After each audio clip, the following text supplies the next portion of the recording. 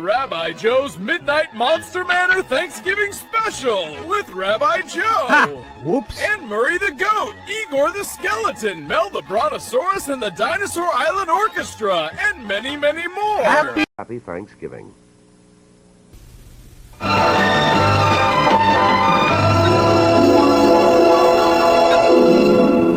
And Television 9 and wishing you a very happy Thanksgiving. Thursday afternoon, see 3 of the screen's greatest thrillers, starting at 1 with the greatest of them all, the one and only original King Kong. Then the action continues with The Son of Kong, followed by The Mighty Joe Young, a classic tale of Beauty and the Beast. A full afternoon of action and adventure. Thursday afternoon at 1. Wait a second. The lens cap is still on? Oh, shalom, my beautiful friends. Welcome to the Rabbi Joe's Midnight Monster Manor Thanksgiving Special. The time of the year when normal people are asleep in a tryptophan coma, and maybe they'll trip the lights fantastic on the sidewalks of New York. And the rest of us are here giving thanks, as we mentioned the sidewalks of New York, that Channel 9 in New York City used to run King Kong every Turkey Day like clockwork. And then they'd show Son of Kong, and then they'd show Mighty Joe Young. That big monkey was more reliable than Uncle Morty's heartburn. So grab your leftover kugel, your second helping of pumpkin pie, and settle in. Because tonight, we're going full 1933. Fay Ray screaming, airplanes buzzing the Empire State Building, and the 8th wonder of the world himself, King Kong. Roll it, Igor.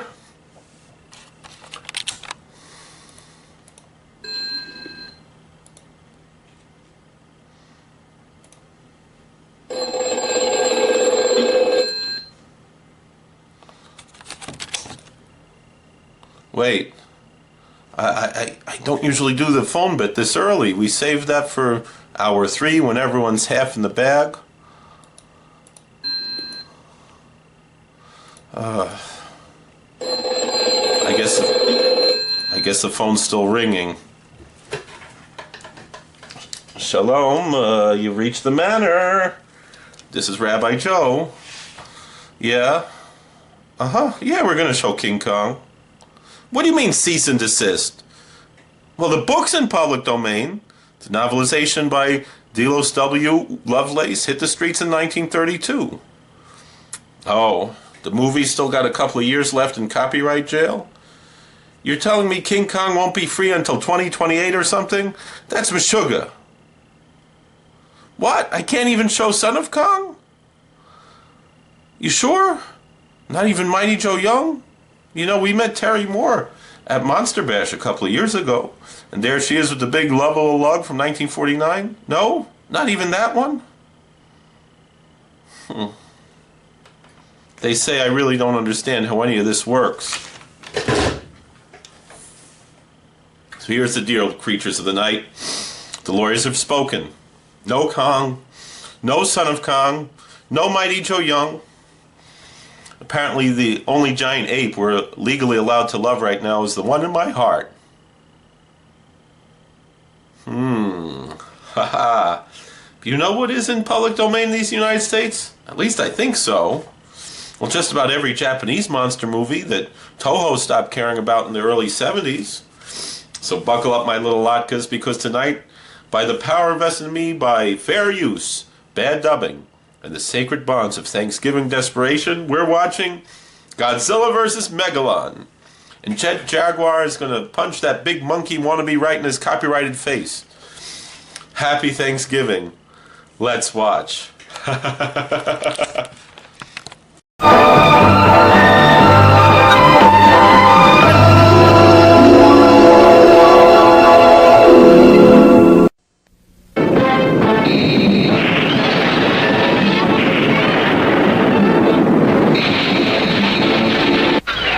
Tomorrow afternoon, starting at 1, WOR-TV presents a full afternoon of action and adventure. Jack Palance stars in Godzilla vs. the Cosmic Monster, followed by Godzilla vs. Megalon, and then Godzilla takes on the Smog Monster.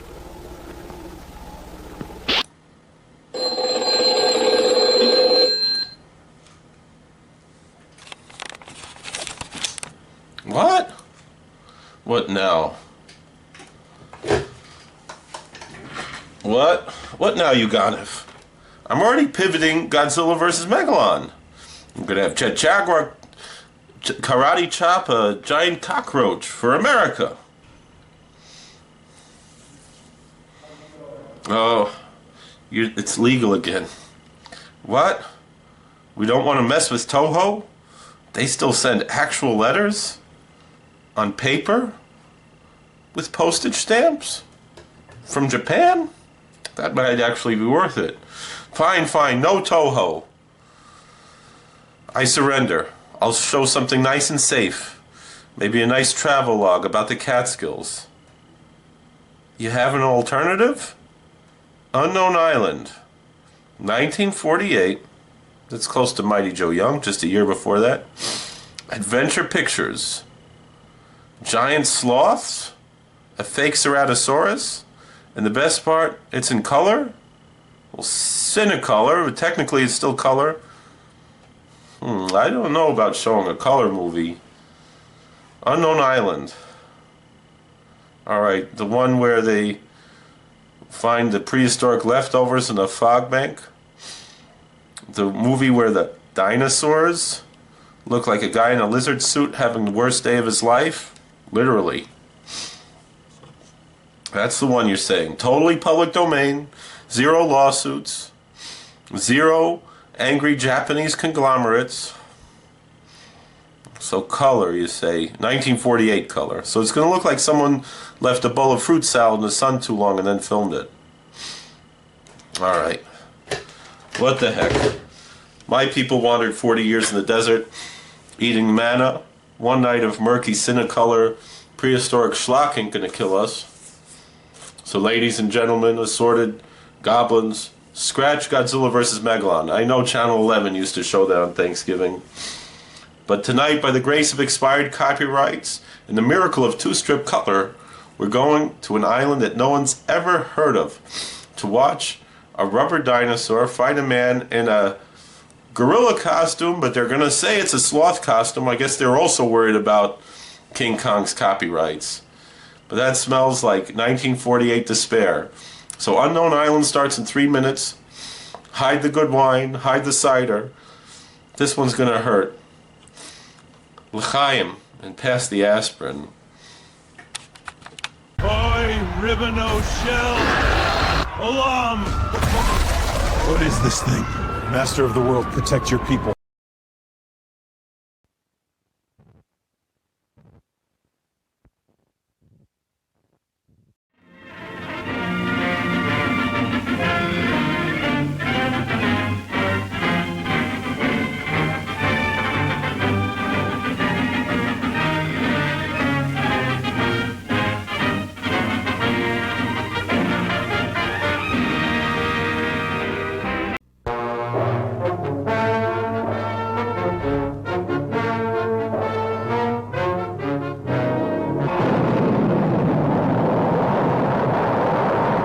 The explosive birth of a strange new world, the planet Nova, millions of miles away in the eerie silence of outer space.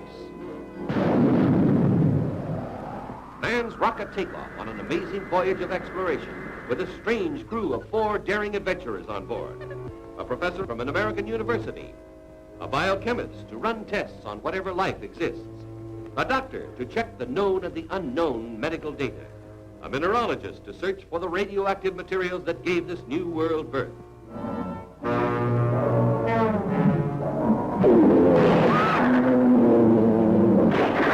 See their terrifying battle with savage beasts never known on Earth. The wild fear when mankind is brought face to face with giant mastodons from eons long past. A prehistoric world comes to life again today, millions of miles away in space. The horror of huge, maddened monsters raging for the kill. The battle of the Titans. Hand me that berry pistol. Are you thinking of Ralph and Pat? I hate to bring them into this. It's our only way out of here.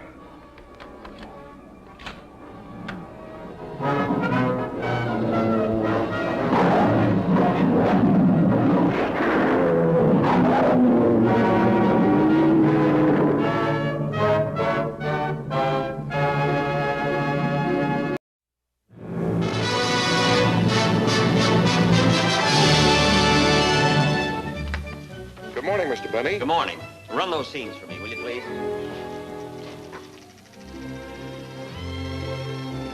Take a kid like Ronnie Reagan and try to make a lover out of him. Look at that kiss. Looks like he's sealing an envelope. All right, if she wants to make love to tough guys. No wonder she's got her eyes closed. She's scared stiff. I could kiss better than that when I went to high school. You never went to high school. That's not the point. I'm gonna settle this thing right now. Operator, I want to speak to Mr. Warner.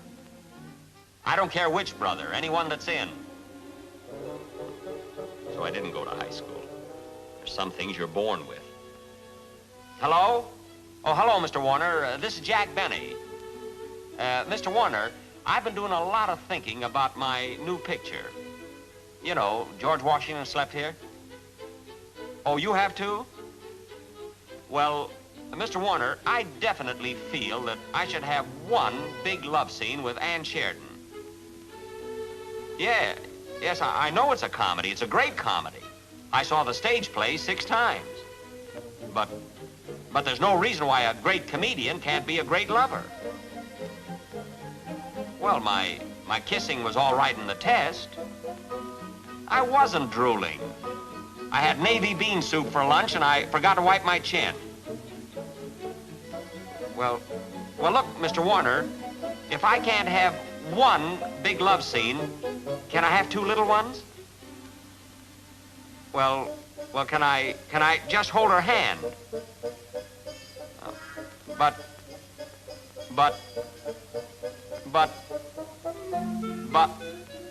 hello, Mr. Warner, hello? Hello, operator? Operator! Guess we were cut off. Well, I'm going to get to kiss Ann Sheridan yet. You just watch me.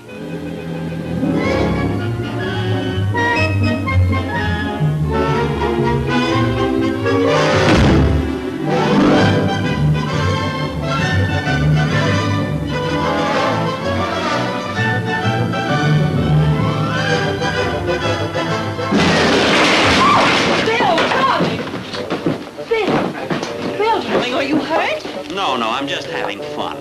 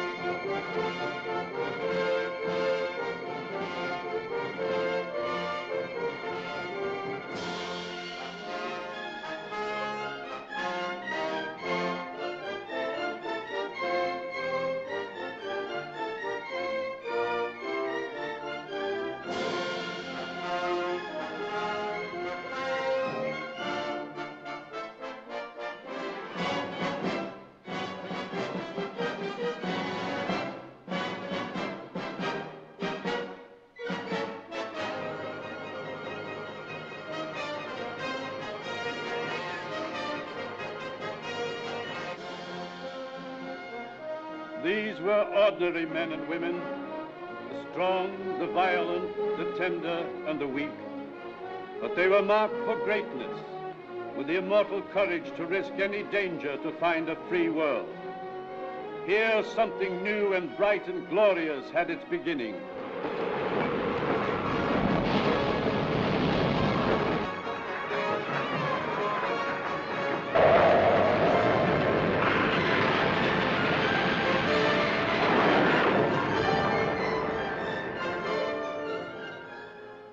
Out of the storm, another storm is born. The emotional conflict of this man and this woman. Plymouth Adventure is first the human story of a strange fascination and the regeneration of a disillusioned man. It'll soon be over for all of us. Your adventurers and your saints, and Bradford with his frenzy of religion, and you with your sense of duty that has you bleeding at the soul, and these nights alone. With this hunger for you that will not leave me. You're not alone in this. What makes you think only you can feel? Others have known the hunger you speak of and have lived to tell of it. Yes, never to tell of it. And one thing more. I've guessed your secret. What secret? That you have a heart. That there's goodness in you. That you'd rather die than admit it. High adventure awaits you when you sail with the Mayflower. The story of the courage and daring of brave men. A story that is great because it has the breadth of reality in every scene. Brought to life through the magic of motion pictures with the vivid miracle of color. The kind of drama for which the giant theater screen was made.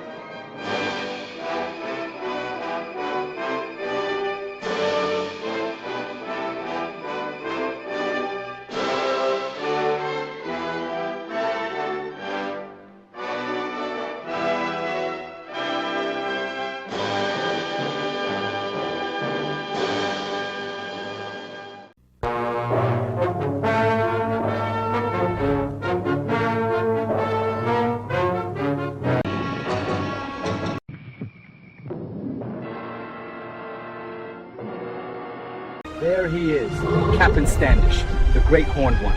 Old as the stones, gentle as the river. By heaven, a beast from the world's first morning. See reptilian monsters locked into the death battle.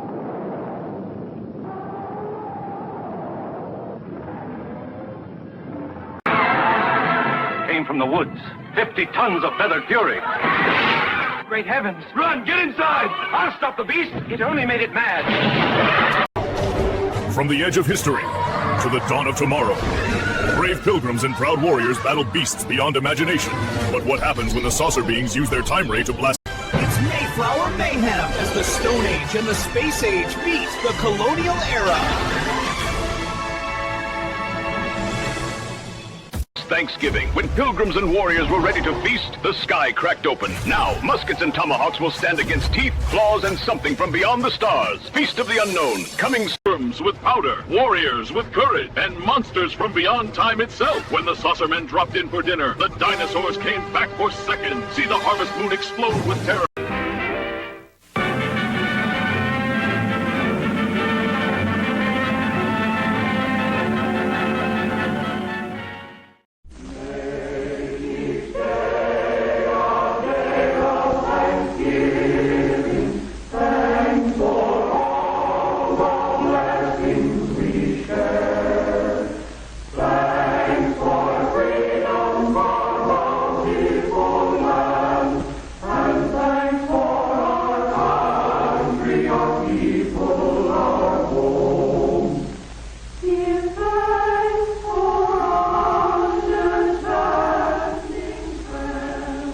I'm Bill Johnson. Around here, they just call me Dad. I've been trying to read, but I just can't seem to do it. I keep thinking about today, Thanksgiving Day. We Johnsons had a good Thanksgiving, the best we've ever had. And I can't help thinking that what made it better was a real feeling of thankfulness. And that's odd, too, when you consider the shape things were in when I got home from work yesterday. Kids, Dick and Tommy and Susan, were all home from school. And of course, Mother and the baby were there. As kids will, mine were living tomorrow right along with today, looking forward to Thanksgiving. And like most men, I'm glad it was Mother instead of me who had to break the news to them.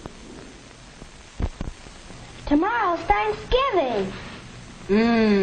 Turkey and dressing and pie and cake. And fruit salad and whipped cream and cranberries. Gee, I can hardly wait. Me too. Well, you know, children, we've had a lot of expenses this month, and, well, your father and I thought that... Well, the truth of the matter is, there just won't be any turkey this year. No turkey for Thanksgiving? Oh, I'm going to make a pumpkin pie. We'll have plenty to eat, but, well, we'll just have to get along without turkey. Mom, you don't mean it. There won't be Thanksgiving at all. Even the Pilgrims had a feast. After all, isn't that what Thanksgiving's for? I don't think it's fair. And it was right there that I came in, right in the thick of it. Hello, everybody. Hi, Pop. Hello, Mother, Dick, Susan. Well, what's been going on around here? What's the matter with everybody, anyway? Mom says we're not going to have any Thanksgiving. No turkey, no good thing. A fat lot we're going to have to be thankful for. Oh, I don't think you kids really mean that. We do, too. We've always had turkey for Thanksgiving. Yes, and everybody else in the block's going to have it this year. Same as always. Yes, we've always had turkey, just as a lot of Americans have had it, and we'll keep on having it. Turkey on Thanksgiving's a great American tradition. But what you kids are saying makes it sound as if the turkey's the only thing we had to be thankful for. Well, gee whiz, no, Dad. It's not that at all. Oh, I know, Dick. With turkey, it's easy to lose sight of what Thanksgiving really means. And don't think we're just making excuses because we don't have any turkey this year. We know it'll mean a lot more to us the next time we do have it. Well, sure. Suppose we don't have a bang-up feast. We're still a lot better off than the Pilgrims. That's it, Dick. And do you other kids see what Dick's trying to say? Turkey or no turkey, we've still got all the freedoms and privileges the Pilgrims gave us. And out of those privileges have come a lot of things. Things the Pilgrims never even dreamed of. Why, we could make a list a mile long. Why don't we do it? Now, hold on a minute. You've got the idea, but it isn't something you can write down like a grocery list. You've got to feel it down deep before you can really be thankful for anything. I tell you what let's do. And let's take a little more time to think this over. When you get right down to it, there are some pretty tough decisions in making up your mind what means the most to you. Your life? Sure. That's one thing you can't get along without. But do you know that there are some places in the world today where you have to get along without just about everything else? Golly, Daddy. I guess I kind of got carried away. But I'll bet you one thing. If we really think over what we have to be thankful for, when we sit down to whatever Mother fixes to eat tomorrow, we'll be one family in America that will really have a Thanksgiving dinner. Well, that's how it got started. The Johnsons didn't have any turkey. And the kids, no, I mean everybody, likes to make something special out of a special day. So we fell back on something as old as the Pilgrims, toting up the common, ordinary blessings that we had to be thankful for.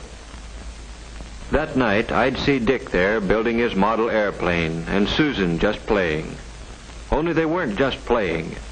They were mulling things over, thinking big thoughts for such young heads.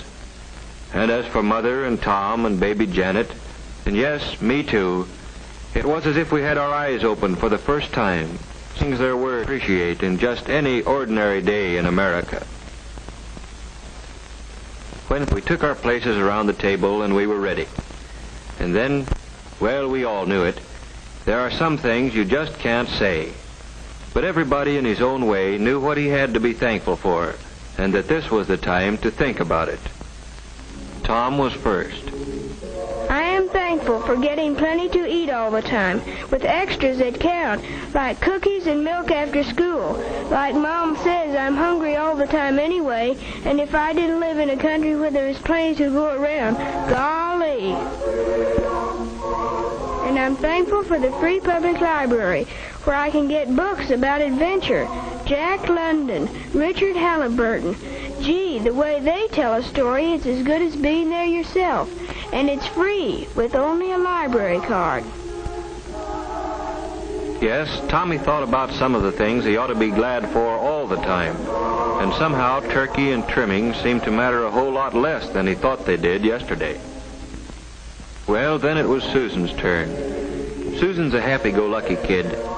You'd never credit her with thinking beyond her dolls, but she got right into the spirit of it. I am thankful we have what we need to wear. Though Mother says it's hard to keep up with us, we grow so fast. I never thought before how many clothes it takes for all kinds of weather, or how it would be to have to do without the right ones. I'm glad to be able to go to Sunday school, or go to any church I want, any Sunday. I'm thankful for my mother and daddy, that they are here with us, that both of them aren't too worried about things to take time to have fun with us. I'm glad we're a family, that families are still important in America. I guess Dick, being the oldest, was having some pretty serious thoughts. I am thankful for being able to get an education, for living where schools, all schools, open their doors to a guy who wants to learn, where school books are studied instead of burned, where a guy is rated by how much he knows, and the community is rated by how well it teaches him. I'm glad I've got a chance to play, batting a ball around once in a while. Stuff like that. I'm glad it's fun, growing up in America. Sure. Baby Janet's too young to understand the big word Thanksgiving. She's too little even to tell us the things that make her happy. But we can tell. And maybe she's thinking about them now. Maybe she's thinking about the fun of splashing around in the tub and about how good it feels to be clean. About playtime with Mother and the security she feels in Mother's arms. And as for Mother, seems she's always working, cooking, ironing, tending children, daylight to dark. What does she have to be thankful for? I am thankful that my children had the privilege of being born safely and of growing up healthy and strong. I'm thankful that I have the privilege of guiding them as they become useful men and women.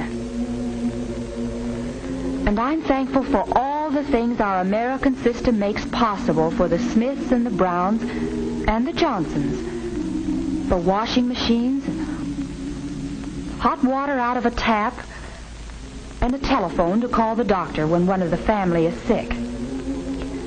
A car to get Dad to work.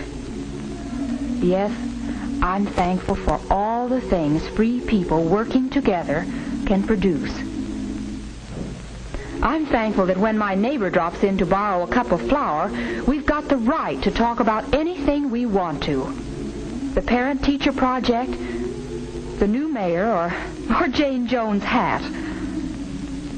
And last of all, I'm truly thankful for the peace of mind that Dad's job brings, for knowing that even though there are lots of luxuries we can't afford, there still will always be enough to go around for the things we have to have. I'm glad Dad doesn't work slave hours, that there are evenings and Sundays and vacations when we can all be together. That's Mother for you, grateful for what America means to her family. And now for me. I've got so many things to be thankful for. I'm thankful for this house. It may need a coat of paint, it has a mortgage, but it's ours, a place where we can be together in privacy. And I'm thankful for the thing that makes this house our home, the happiness here, not just today or on Christmas morning, but on a day-to-day basis all through the year.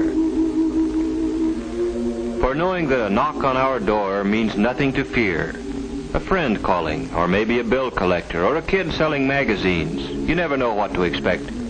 But you can count on one thing. It's not going to be some political gangster coming to drag one of us off to jail because we believe in freedom. And I'm glad that that freedom we've got lets me choose the kind of work I like and can do best. Taking a sluggish motor and making it hum again. Makes me feel that somebody got to his work, or wherever he had to go, just because of me. And feeling like that gives me a lot of satisfaction. And I'm thankful for my newspaper. Just a few cents worth of printer's ink and paper, but more valuable than any amount of money. Because in it, the editor's got the privilege of printing what he thinks. And I've got the privilege of agreeing with him or not, however the facts strike me. And both of us, the editor and I, have the right to act on our opinions on Election Day, to vote for the principles we believe in. And finally, I'm thankful for being able to believe, in spite of everything, that somehow, someway, the unity we've got here in the Johnson family will someday spread to men and nations throughout the world.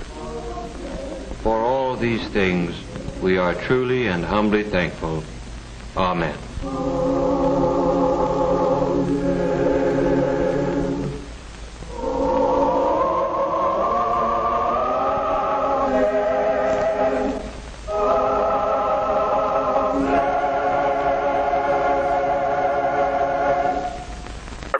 And now, straight from the Graveyard Shift Kitchen, back to Rabbi Joe's Midnight Monster Manor Thanksgiving Special. Tonight's creature feature, the 1948 Dino Shocker Unknown Island.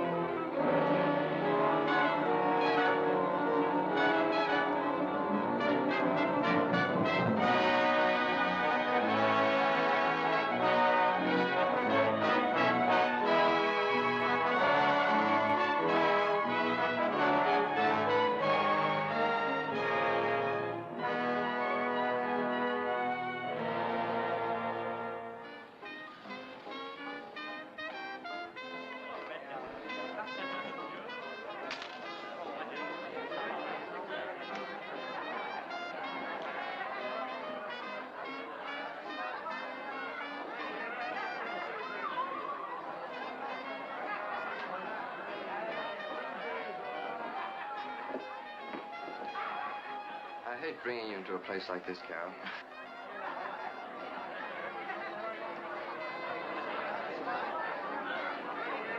Don't be silly, Ted. I've been in worse places in New York and had to pay a cover charge, too. Only there it's called slumming. I'll survive and love it. Is Captain Janowski here? I said, is Captain... Is he here? Well? That's him laughing. So I knocked their heads together like a couple of coconuts, and I picked them up and threw them at the bartender. You should have seen them bottles and glasses fly. It looks like a trader in wild animals, all right.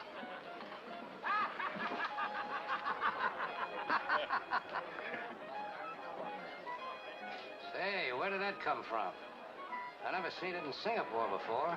You wouldn't in the joints you hang out. Cigarette, darling? Thank you.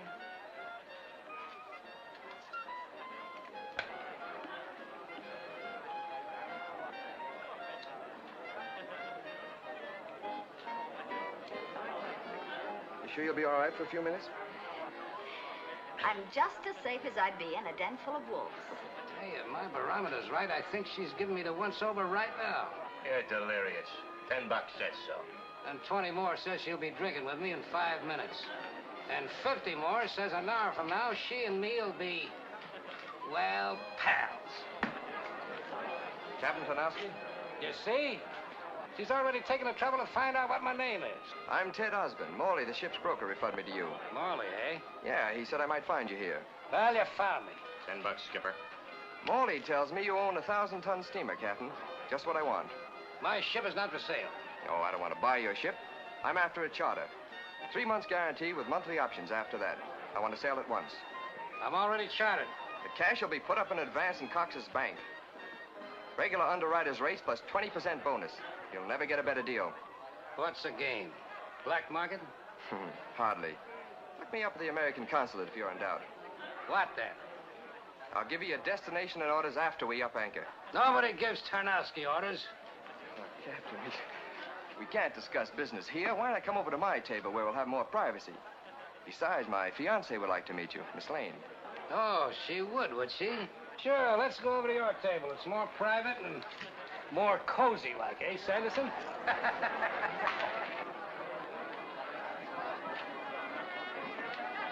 Carol, this is Captain Tarnowski and, Sanderson, my first mate. How do you do? So this is a notorious Captain Tarnowski. Oh, you heard about me, huh? No, but I probably will. From you. Sit down, Captain, sit down. No, when I drink, I like to spread out. We'll get a private room. You all seem to be occupied. They won't be for long. Read it. Did you tell him what you wanted his boat for? We'll have to unless we can soften them up. Kidding?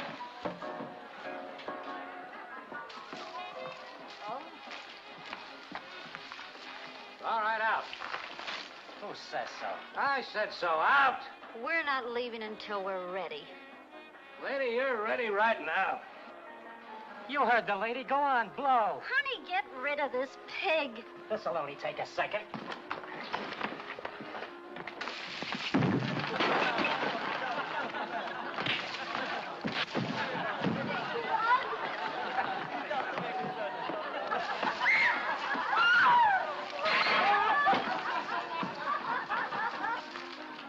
Well, now we can be comfortable. Didn't that beer bottle give you a wee bit of a headache? What beer bottle? He's been lost in every bar on the China coast.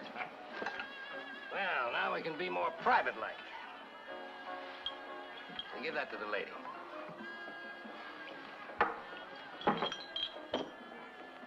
To you, miss.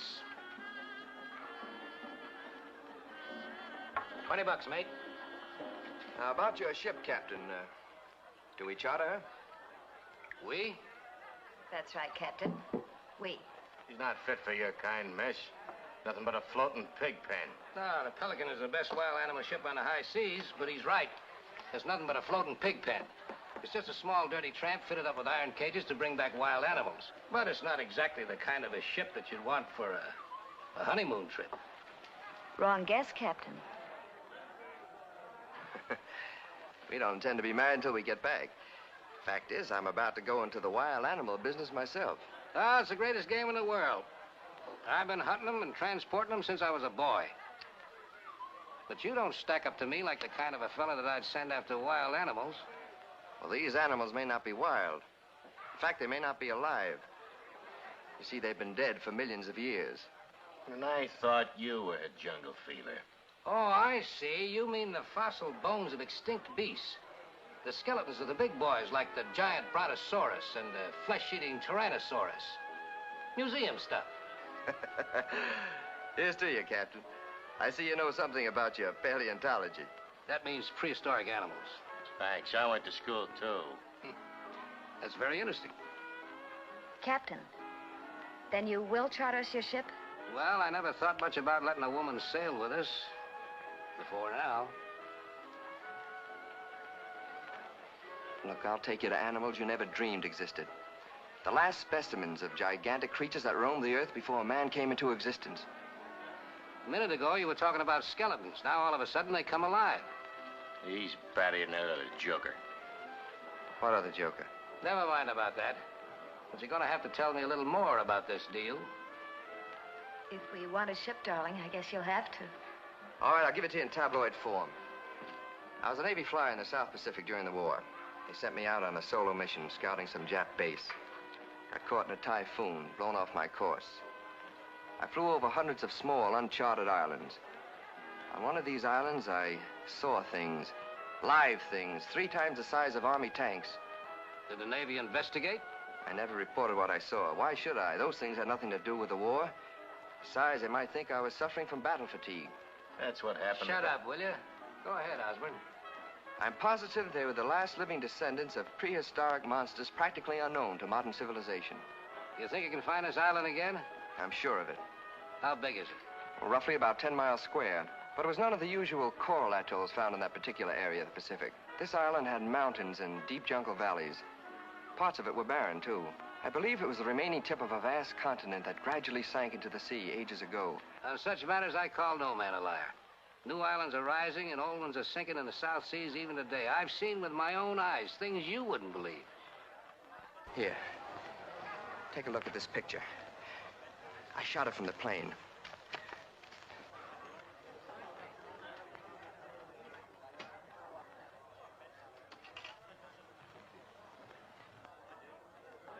That looks like a large animal, but it could be a rock formation or a big shadow.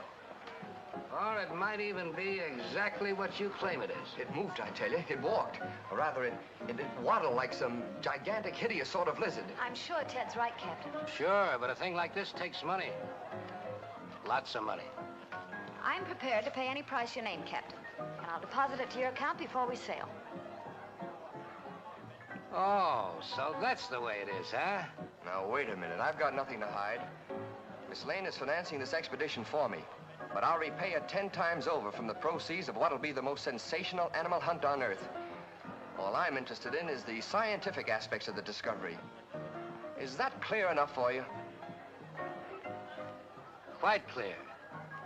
And quite agreeable, Mr. Osborne. Get Fairbanks, bring him in here.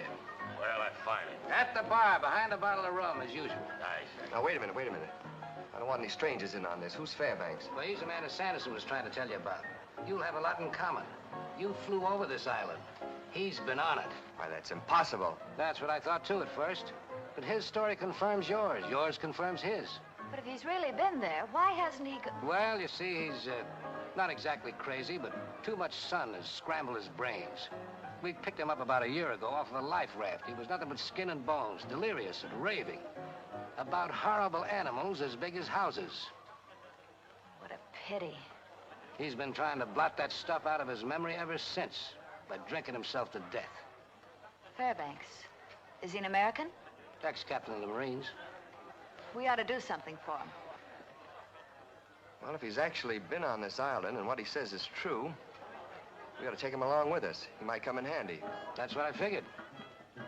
How did he ever find it? He didn't. It found him. It seems that he and 4 or 5 of his pals bought a sloop after the war and were going to take a pleasure cruise around to some of the islands they'd seen action on. Typhoon blew them off their course, too. Then they got caught in some kind of a mysterious current that beached them and smashed the boat to bits. On this island? Yeah, go ahead and get him. All right. Then what? Well, that's about all we could ever get out of him, except that he's the only one that ever came back. That's the way out.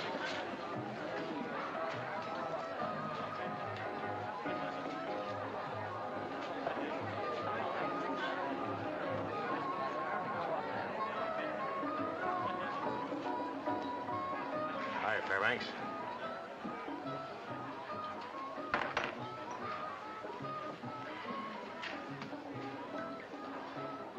Captain Tarnowski wants to see you. Who's Captain Tarnowski? What's the matter? No dough? Come on, the captain will buy you a drink. Oh, a drink? Why didn't you say so? It'd be a pleasure to drink with Captain Tarnowski. Who is he? Come on.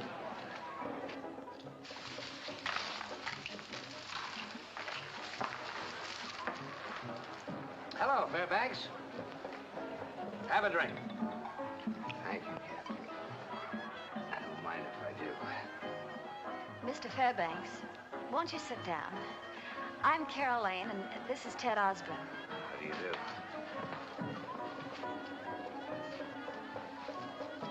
Mr. Fairbanks, Captain Tarnowski tells me that... We're going back to that island, Fairbanks.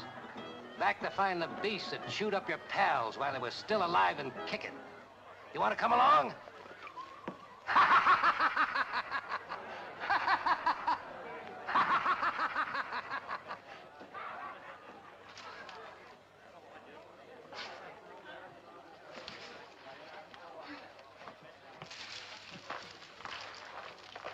Blow my brains out first before I go back to that island. Well, you still think you want to go? What about it, Ted? Well, my mind's made up, but I don't think you ought to go, Carol. My mind's made up, too. When can we sail, Captain? I could be ready to sail by tomorrow midnight. All right, we'll have our luggage and equipment put aboard the ship. Oh, one thing more. The money. We'll meet you at the bank tomorrow. Good enough. What about Mr. Fairbanks? Oh, I think I can persuade him to change his mind. Certainly hope so.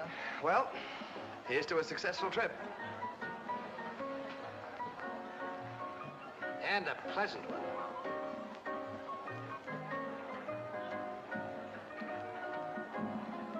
Let's go, Carol.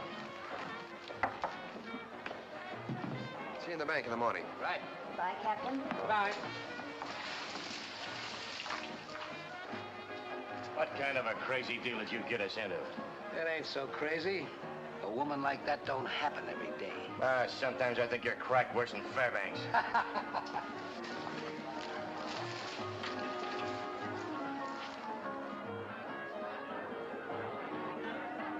When we sail, I want him aboard.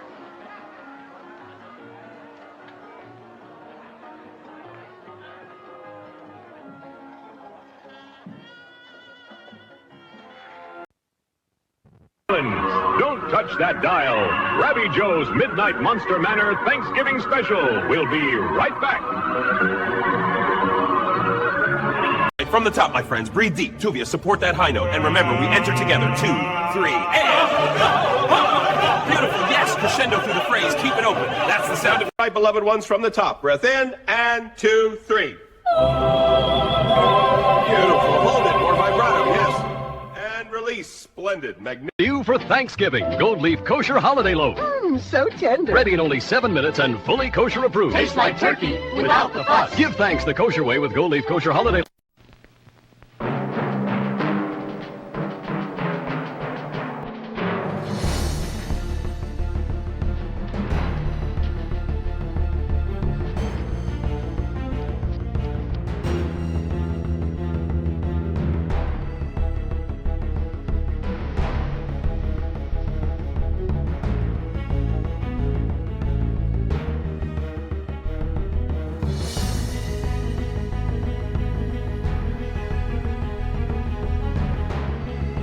Some people have a deep, abiding respect for the natural beauty that was once this country. And some people don't. People start pollution. People can stop it. Write for Pollution Booklet, Box 1771, Radio City Station, New York. It's a lizard the size of a Buick. Buick looks more like a freight train with scales. Man, this island's got a wild beat to it. And a bigger one coming right at us. I vote we run. Hold fast. There is a verse for this. Shalom, my friends. I'd like to tell you one of my favorite Thanksgiving stories that does not involve Squanto. Once upon a time, it was Thanksgiving at Larry Fine's house. His wife, Mabel, and his sister-in-law were fighting about who gets to serve the turkey. I told you it's my turn to carve over my dead body! As they fight, struggling back and forth, the whole roast turkey flies straight through the air from the kitchen, over the table, and lands perfectly right in front of Larry. Let go. No, you... Ah! Oh, dinner is served. Well, would you look at that? Lucky break. Larry takes his fork and his knife and he says, "Dinner is served." Set! Dinner is served!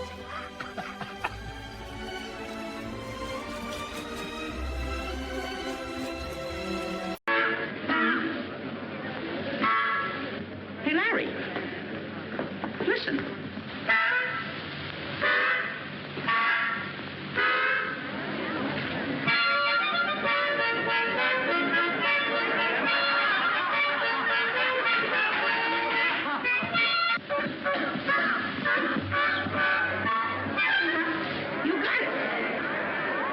Please omit the rest of the entertainment and continue. A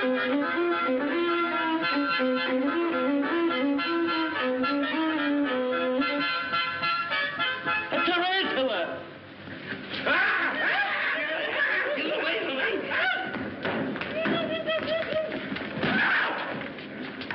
What's the matter with you?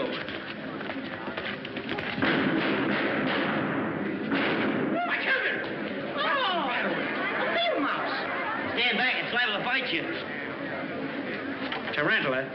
Shot 5 holes in the divot. Get out of here. Go on. Wasted 5 good slugs in it. I'll sue you for this. Oh, superstitious, eh? Oh, Vice-Eye Kid. Ow! Ow, my nose!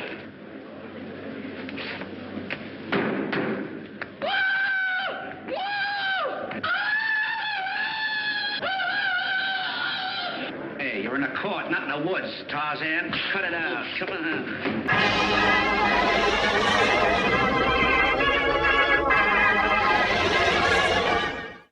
With me, Rabbi Joe. That's me.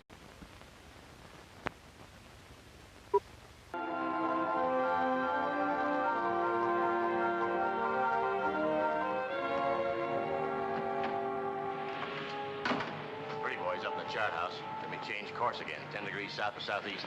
That's all right. Let him take care of the navigation. Says we ought to reach the island in about 3 or 4 days. Good. It's no wonder nobody ever ran into this island before. We're 100 miles off any shipping lane.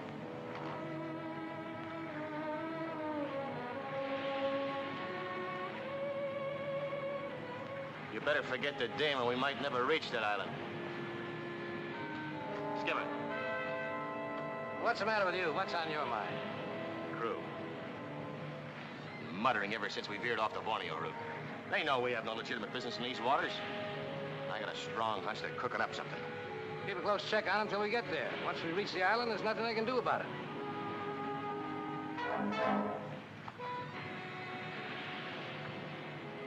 They sneak up on you before you know it. Well, put hobnail boots on them. You're the first mate, ain't you?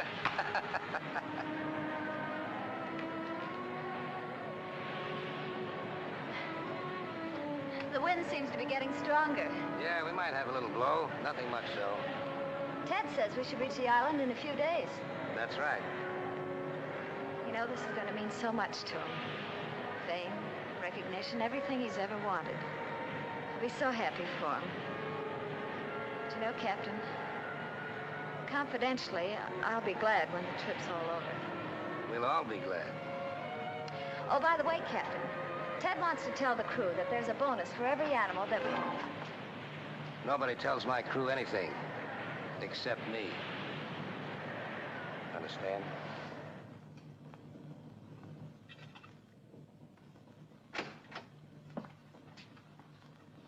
Well, I see you've decided to get prettied up.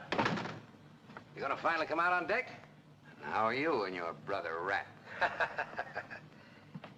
You want a drink? No, thanks. You made me allergic to Mickey Fins. That's known as a Tarnowski cure. You're a pretty tough patient. But someday you're gonna thank me for talking you into this trip.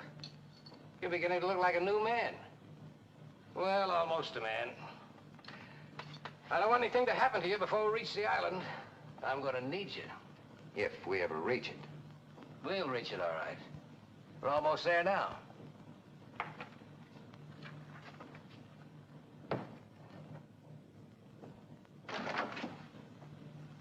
Snooping is not part of your duties on this ship. Go to my cabin and get my glasses. Aye, sir.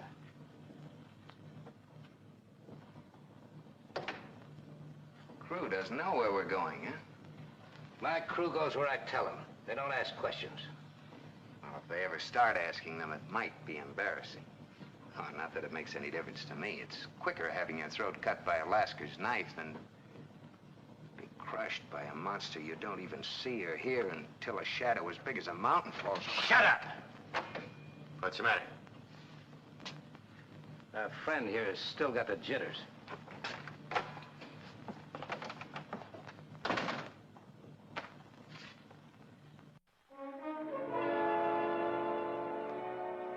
This ship sails for that island that filled the hearts of our fathers with fear. The taboo island rising out of the sea.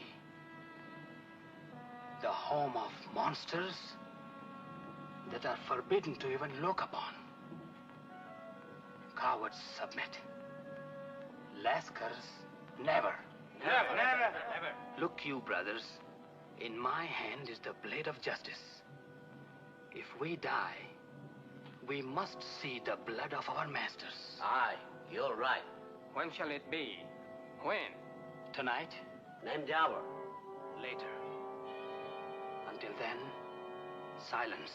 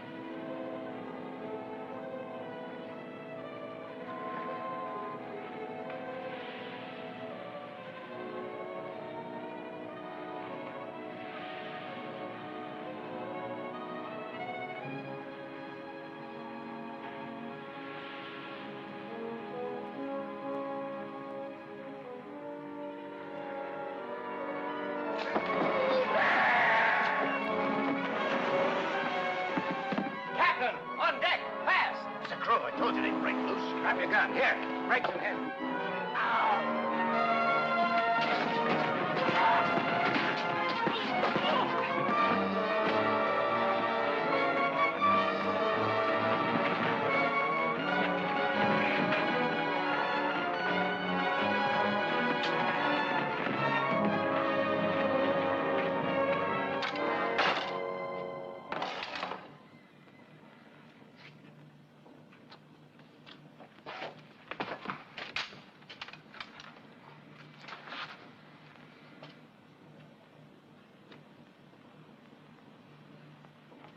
All right, drop him.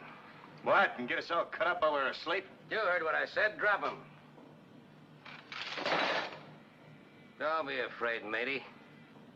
They haven't got the nerve to start anything again. Because if they do, they'll be shark bait before I'm a day older.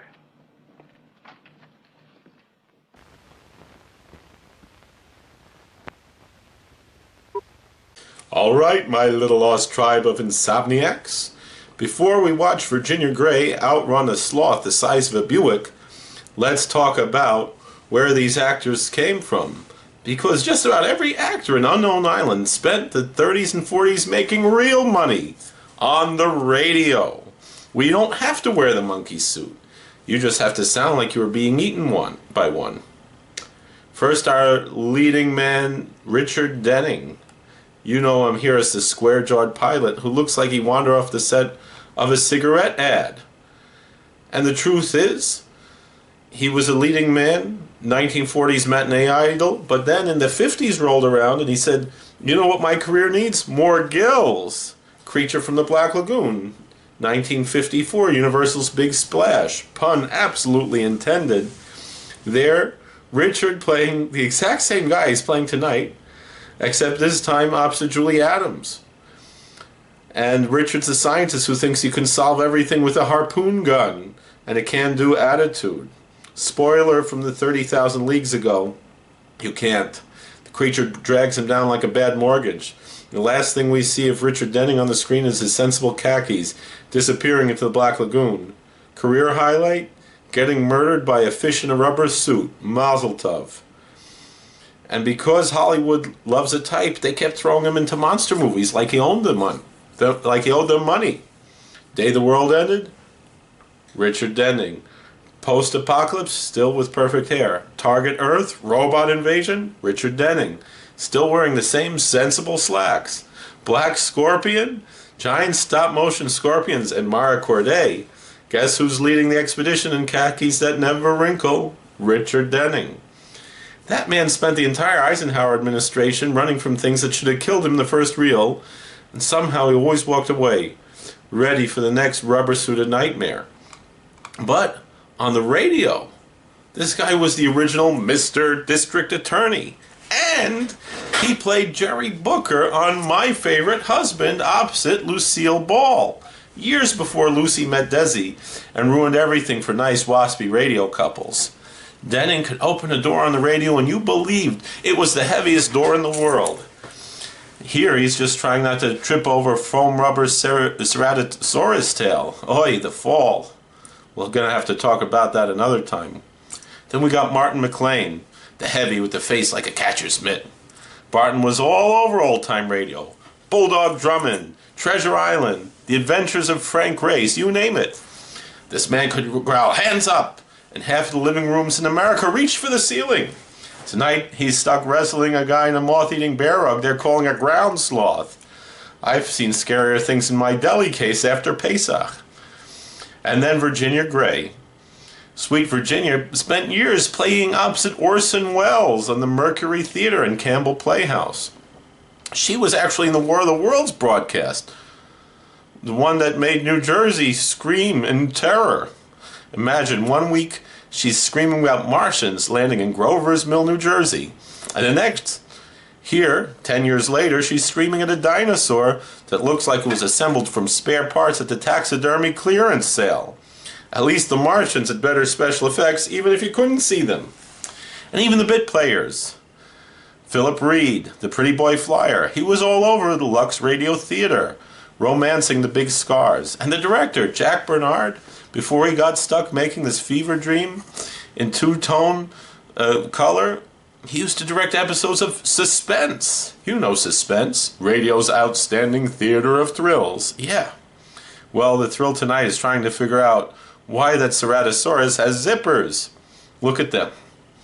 These are radio royalty slumming it in poverty roll color.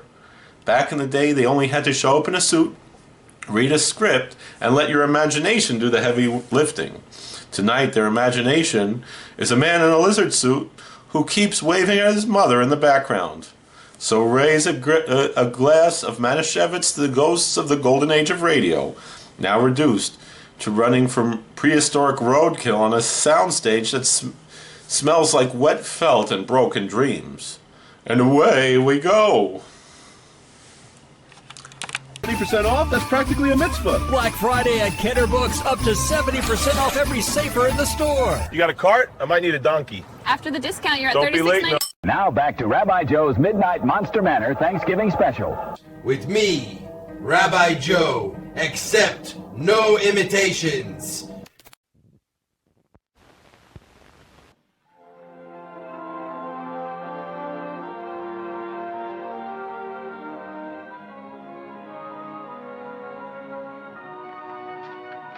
All the comforts of a luxury liner.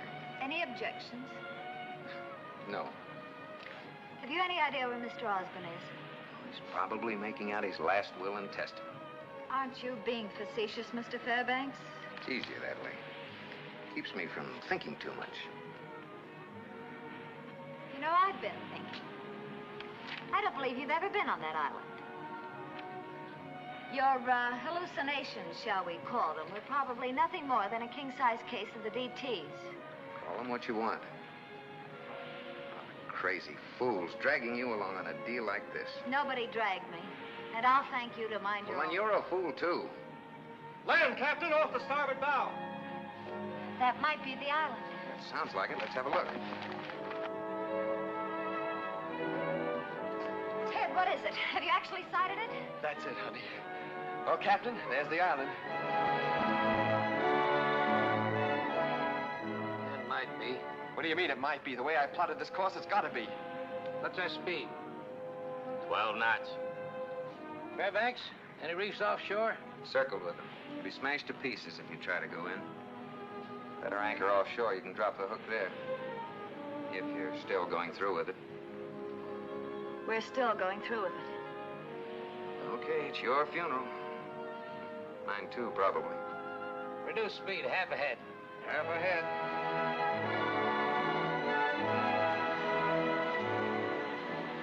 Looks like Pretty Boy here must have really been in the Navy. That's pretty rough country.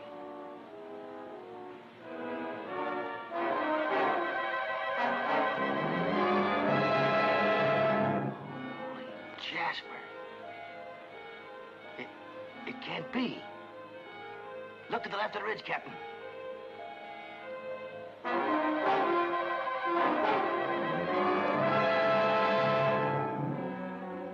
Thing's alive.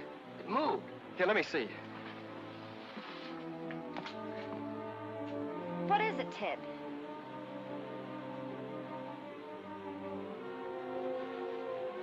It's gone. It's disappeared. I couldn't see anything. What was it? What did it look like? Looked like something you see during a 10-day binge. You just make a mouthful for that thing, Captain. Never seen anything yet I couldn't handle. Animal or human. With your charm, I don't wonder. Now, come on. Let's get the equipment in the boats. Oh, Fairbanks, change your mind about going ashore? But you ought to, Carol. I've nothing to fear, Mr. Fairbanks. After all, there's some men going along.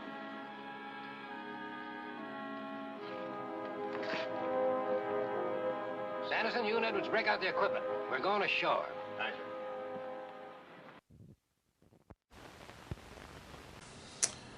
All right, my Midnight Mishpacha, lower the volume on your heartburn for a minute. We got to talk about the poor schnook inside that lizard suit. Because tonight, we're not just watching a bad movie. We're watching a tragedy in two-strip color. Apparently, in this movie, Unknown Island, there's a scene where one of the Ceratosauruses keels over. Supposedly, it was an actor who succumbed to heat exhaustion after the suit malfunctioned. Although we don't know the actor's name, they still use that scene where the actor passed out and later died from heat exhaustion. And it was kept in the final cut of the movie.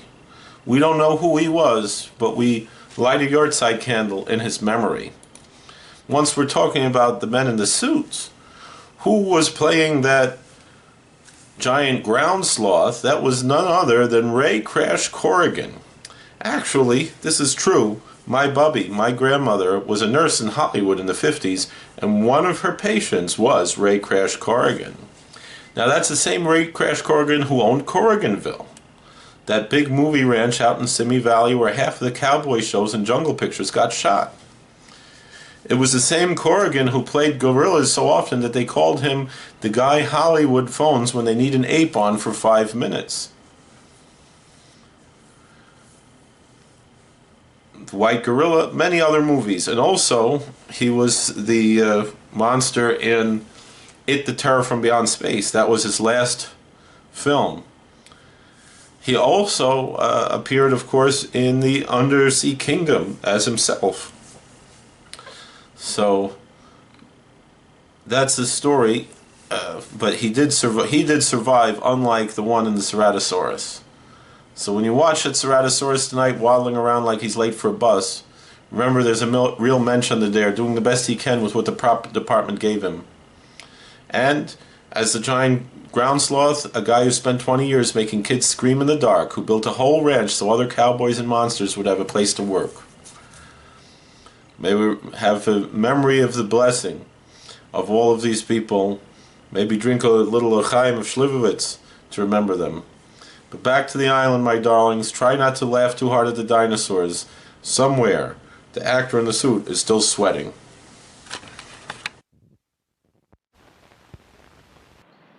All right. Get a move on. We haven't got all day. Hey, you two. Give a hand with those crates. Keep busy. I'll leave the engineer in charge of the ship. You're going ashore with us. Aye, sir. Take it up, Laskus, to man the boat. Yes, sir. Get that ladder over the side. Hey, you up high. Get that line down here. Come on, move. Don't tear that taut. Pull those wedges. Mr. Fairbanks, I shouldn't have said what I did. I'm sorry. Apology unnecessary, but accepted. I do wish you'd change your mind about coming with us, though. Ted was counting on you, and I'd feel better about it, too. Nice try, but I should have recognized the approach. You're impossible. You better stop insulting people, Tarnowski. It's catchy. So the little lady's picking up my habits, eh? She'll learn a lot more before I'm through. Hope you've got heavier guns than that aboard. I got guns big enough to knock down elephants. Cordite shells, huh? Grenades, too. I've changed my mind. I think I'll go along. I want to hear you when you start screaming.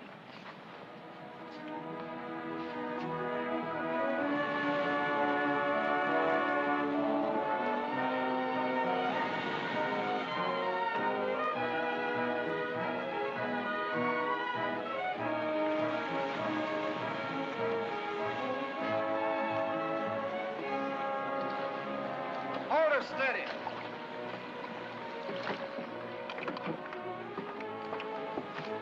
Unload the equipment. Aye, sir. Ted!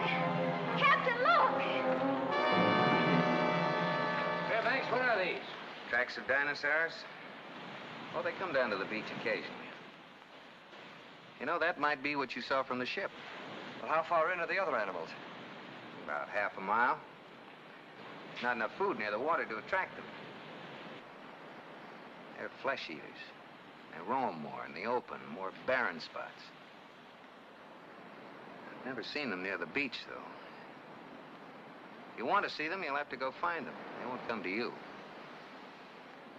With the exception of that hairy monster I was telling you about. He'll look us up once he gets the scent. Well, that's a charming thought. What about the boat, Skipper? Edwards, when you finish unloading, stand by the boat.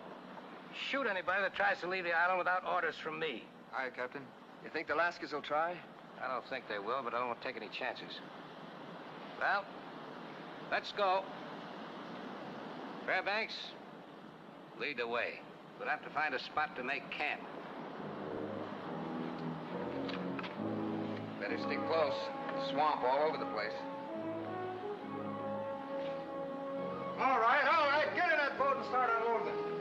Come on, move.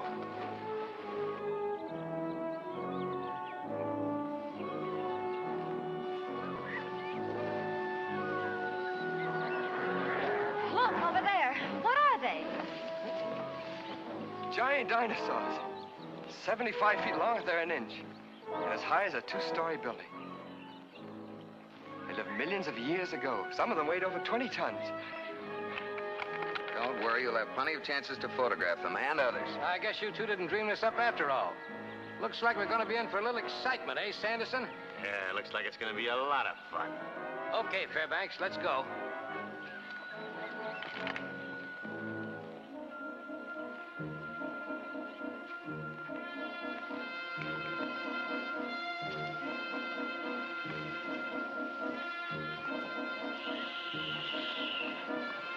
There you are, my friends. Another unique little pet. Fin-backed lizard. Cute. I was right. We're going to see things on this island that no other human being has ever seen. Look, darling. It's here. They're real. Probably many others. I never doubted you for a moment, Ted. Shall we go on, or do you two want to stay here and tell each other how wonderful you are? Fairbanks is right. Let's keep moving.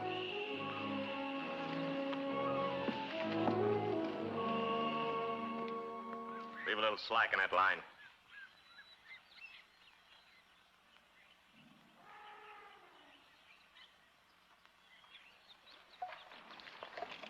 Think we'll need those things? We could use field artillery and still not be sure.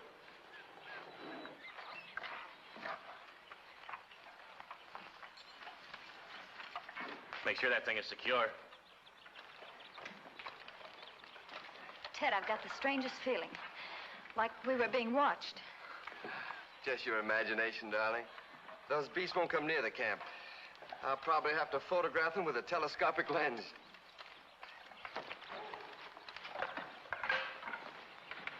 You know where the nearest water is? Yeah, about a quarter of a mile over the rise is a small spring. Is it safe?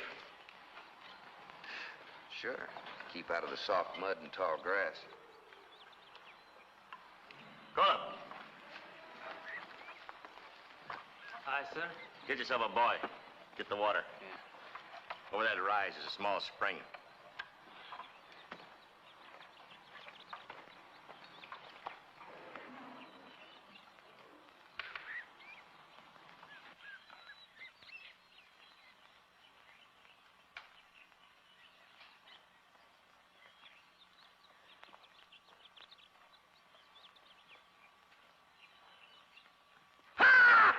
Try that again and I'll put a bullet in that thick skull of yours.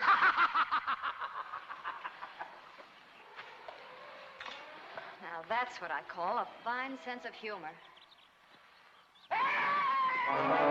Must be one of them at the spring. Come on.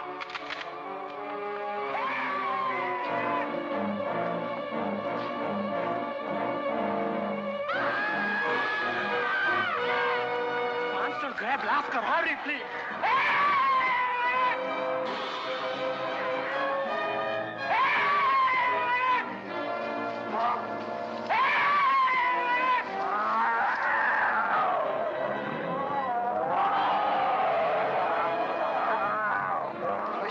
Dinosaurs, giant lizards. These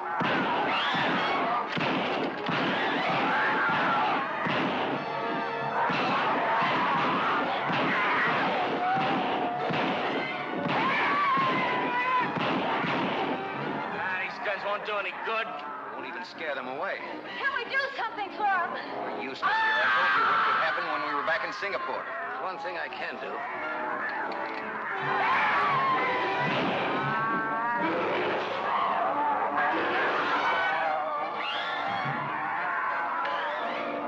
Waiting until they attack us. Let's get out of here.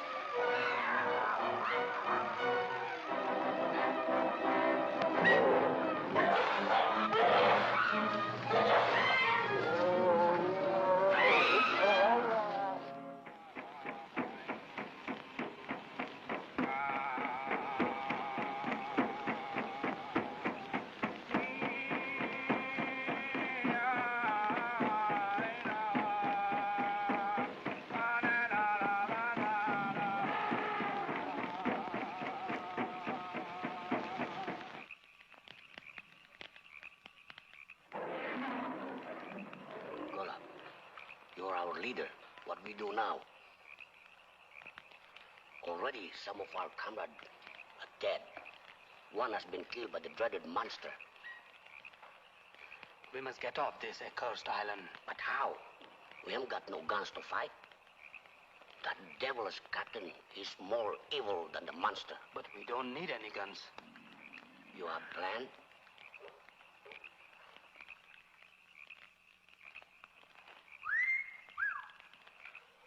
Mr. Mate, break out my dinner suit and crack open a bottle of champagne. This ain't the kind of a place for that outfit, miss. Maybe not, but I thought it'd help me feel better. I understand. You know, you have very good taste. Makes me feel better, too, but definitely. Thank you, sir. What were they singing? Gives me the creeps. I don't know, some funeral chant, I guess. Where's Osmond? In his tent, I think. Developing pictures. I'll be right back. Don't stray away from the fire.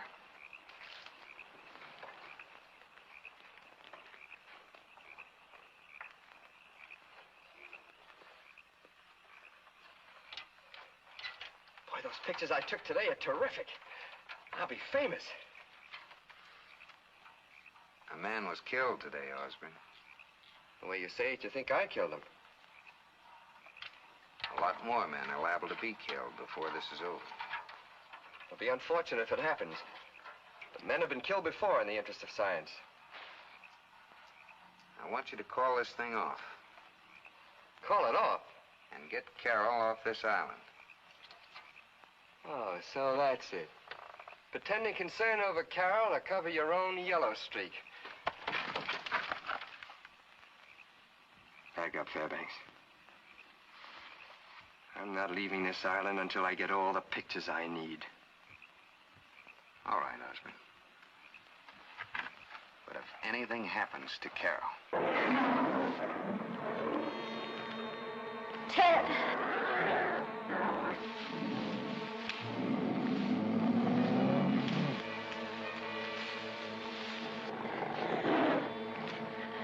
What is it? I don't know for sure. Get over behind this rock.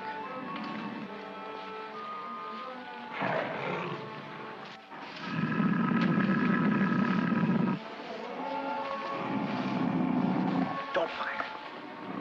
If you wound him, he'll only charge and tear us all to pieces. Come on, get behind the rock.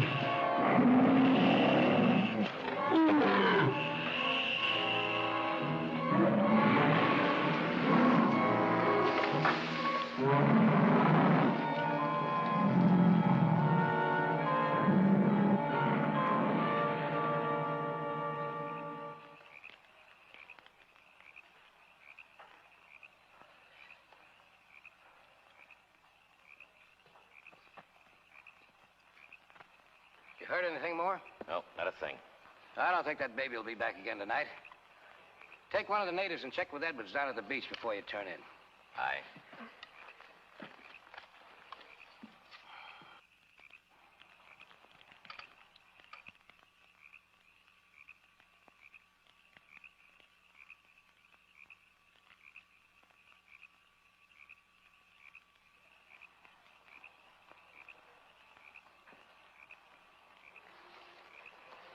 Well, hello.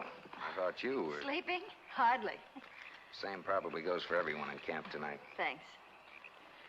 I guess whatever it was out there, its hunger's been satisfied. He won't be back, I'm sure.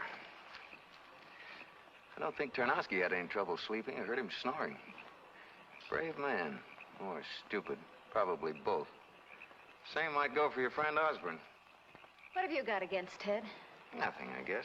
It wouldn't be hard to develop something. Then why do you go out of your way to be nasty about him? Maybe I don't like the way he parts his hair.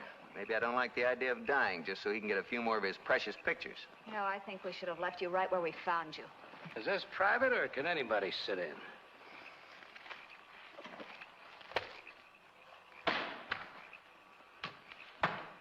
You know, I don't know which way you look more beautiful. When you're mad or when you're smiling. Let me see. Take your filthy hands off of me. Try a stunt like that again, Tarnowski, and I'll kill you.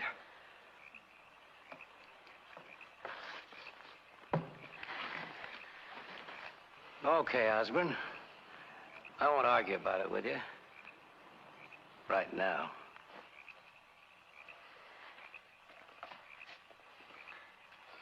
Ted, we've got to get off this awful island now. We can't, darling, not after coming this far. I've got to have more pictures. Pictures? Is that all that matters to you? No, of course not, but... All right, tell you what. We'll leave tomorrow, pictures or no pictures. Although I would have liked to crack at that giant sloth. Yeah, very well. I'll tell Tanoski in the morning.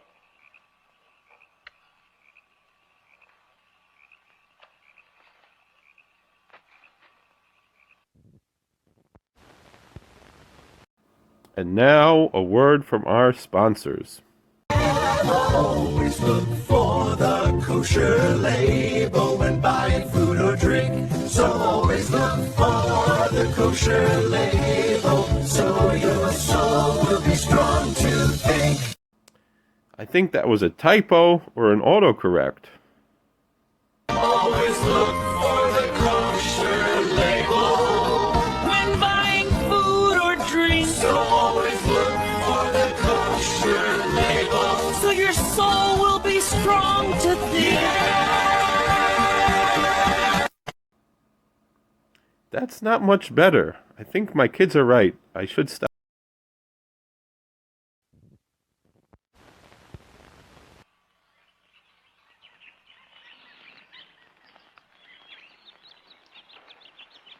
Ted, there's not much activity for breaking up camp. Well, you see, Carol, Did you tell Tarnowski?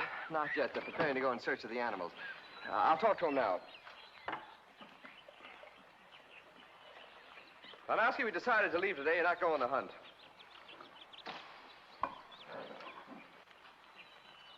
It's a long swim back to Singapore. My ship ain't sailing till I give the orders. And I ain't giving any orders till I take one of those monsters. Alive. What? Alive? All I've wanted is pictures, and I've got them. So you got your pictures and you're happy. But one of those animals is worth $1 million to me. And I ain't leaving till I get one. Why, that's impossible. If you and the girl want to stay on the ship till this is over, I'll send you back tonight. Why can't you send her back now? Because I can't spare any of the crew. Well, oh, that's all right. I don't mind. We're all set, Captain. Now, see that those men stick close with their ammunition.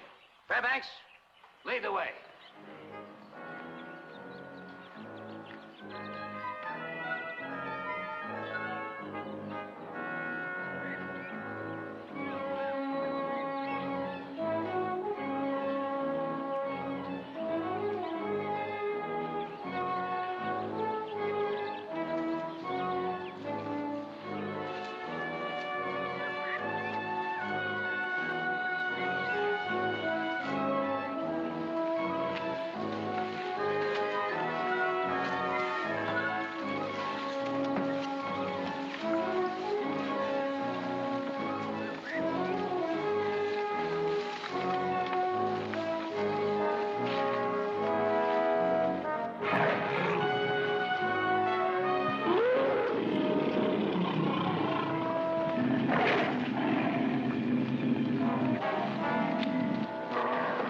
Well, this is one of the barren spots I told you about. It's unbelievable. Oh, Jasper, a whole slew of them. Looks like a prehistoric graveyard. It's exactly what it is. Those flesh-eating monsters have been destroying each other for centuries. Survival of the fittest. Seems a pity, doesn't it? Quiet. Start unloading that ammunition.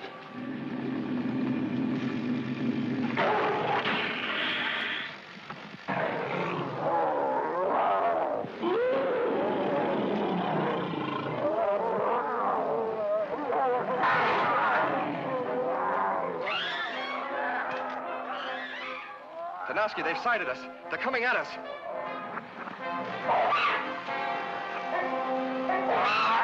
It is not right for mortal men to be here. He's right. We're all going back. Now.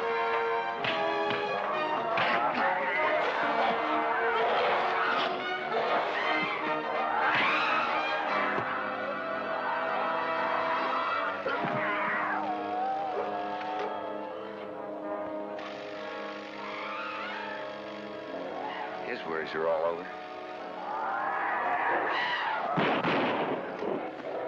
They're getting closer. better save your bullets. You're going to need them.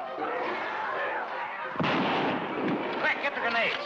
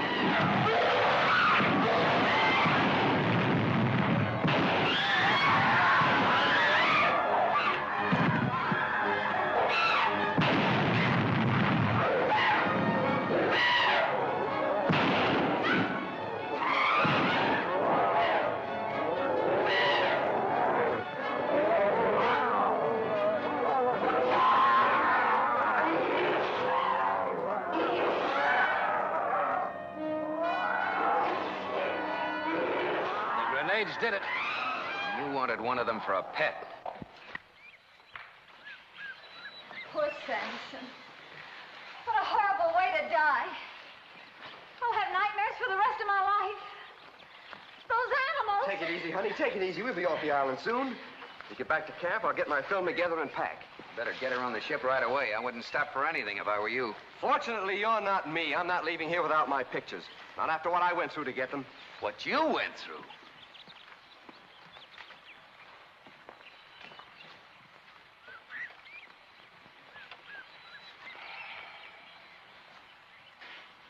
Too bad about your first mate. Yeah. You look like you're on your last legs. Is that a wish or an observation? Could be both. It's this jungle fever. It's coming back on me again. Maybe you ought to get out of this place, too. I ain't leaving here till I get one of those big babies alive. No jungle fever's gonna get me down. A couple of days, I'll be as good as new. A little whiskey will fix me up.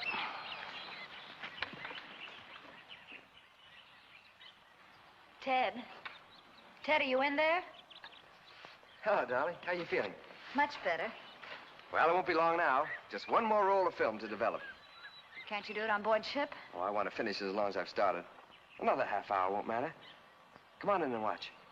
No. I think I'll go for a little walk. Oh, I don't think that's such a good idea. Don't worry. I won't go far.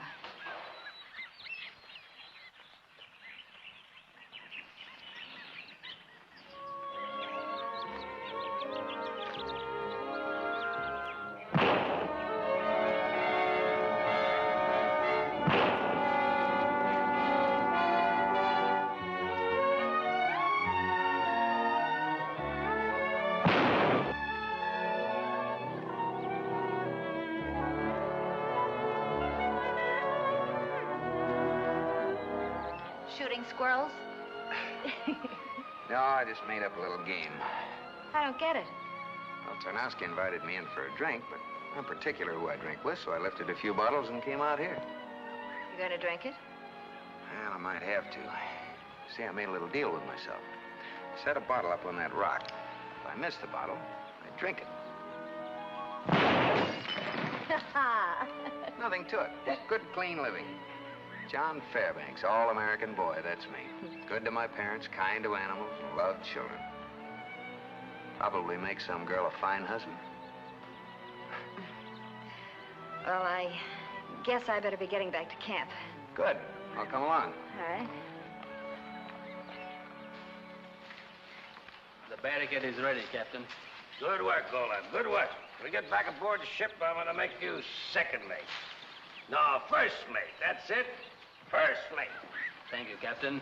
Gulab will serve you well. Here, this will help your fever. Pour oil on every one of these sticks. Soak it up good. Use up all the oil we got. Hi, Captain.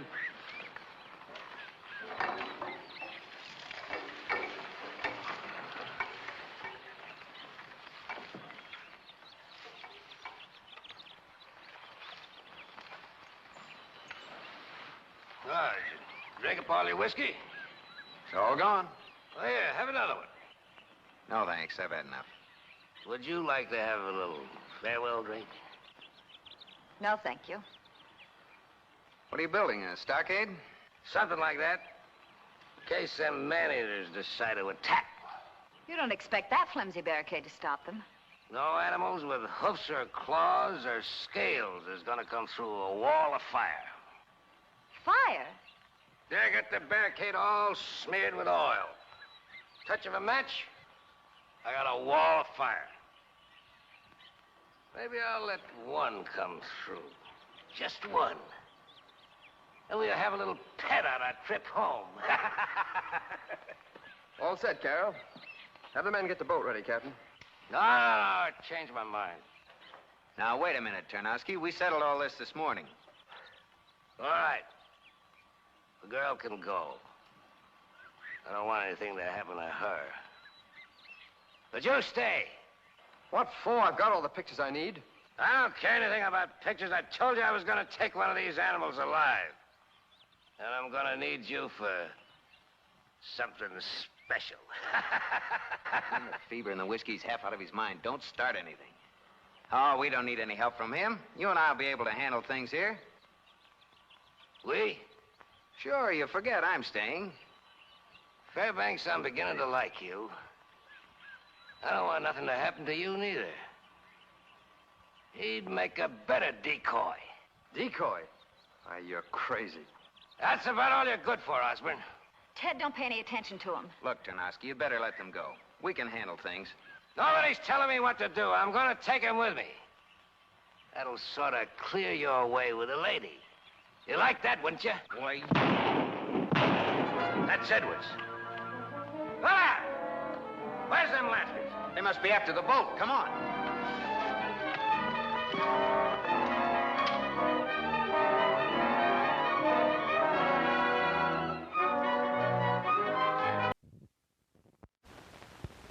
He's got the resume, but not the outfit.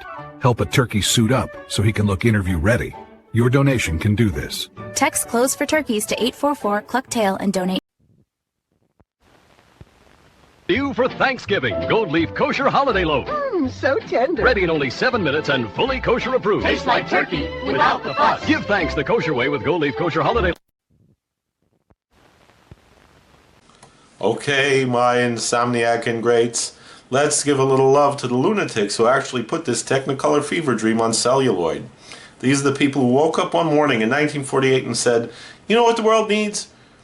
Bright orange dinosaurs that looked like they were designed by a colorblind hobo.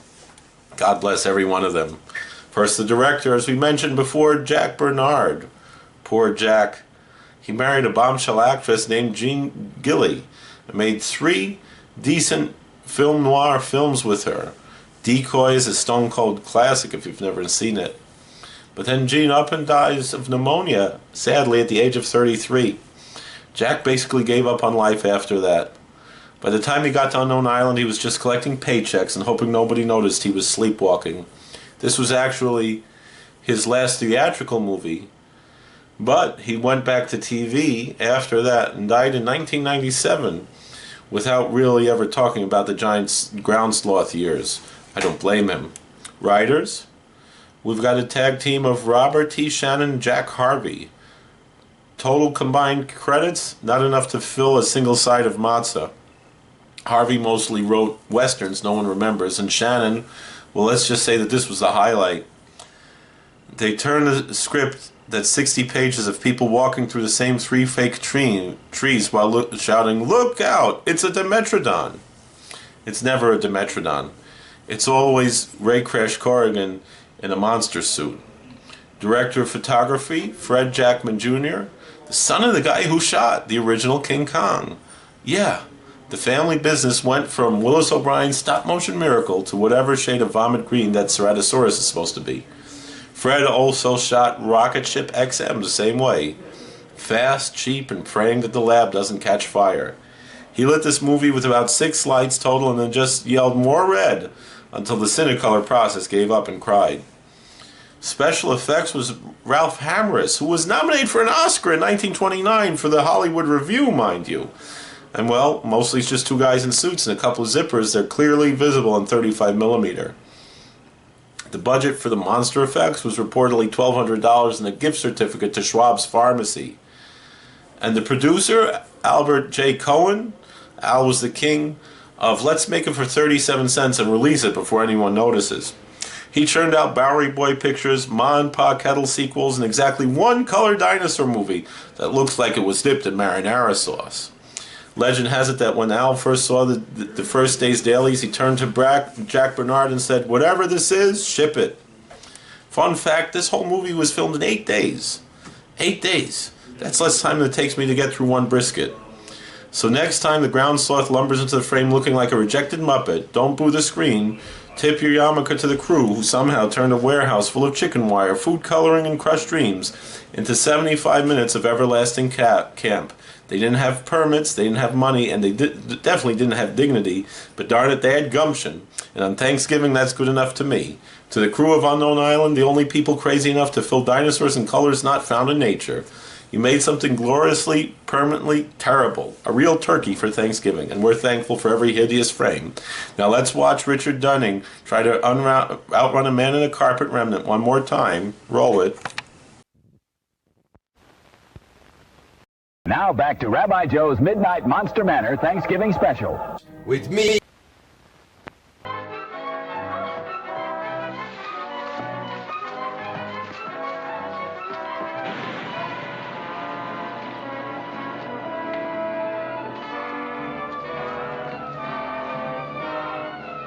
Quickly, they're coming.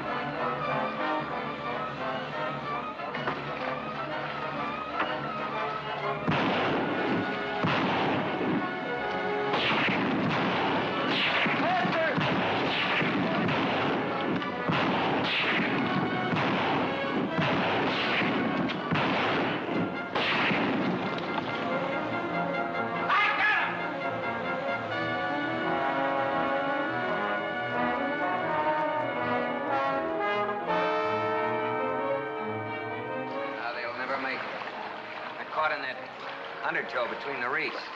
They'll be smashed to bits.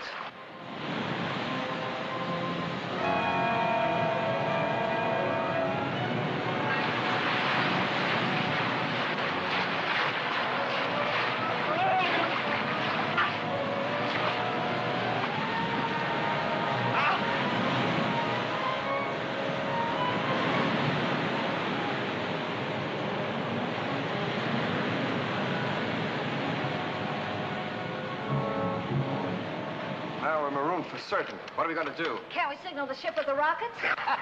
What are you laughing at? All the rockets went down with the boat. Oh, that's fine. How long will it be before the ship sends a boat to look for us? A week anyhow. They know we have plenty of supplies. A week? You jumped me before I knew what happened. That's all your fault. You crazy wife. If it hadn't been for you... Lay off! Smoke. Our supplies.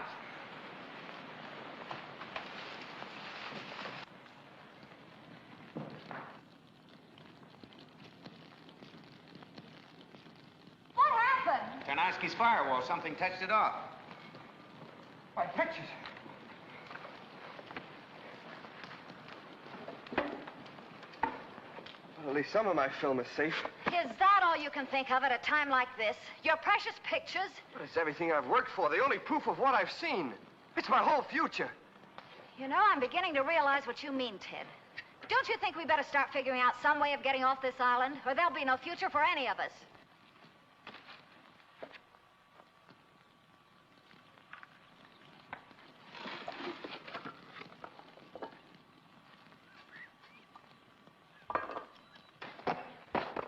Better take care of that arm before it becomes infected.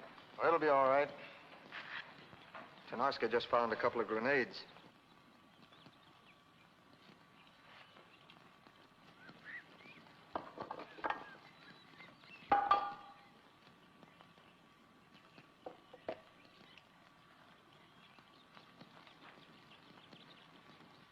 Better keep a close watch on him. That's all the ammunition there is left. He's gone a bit screwy since that fever caught up with him again.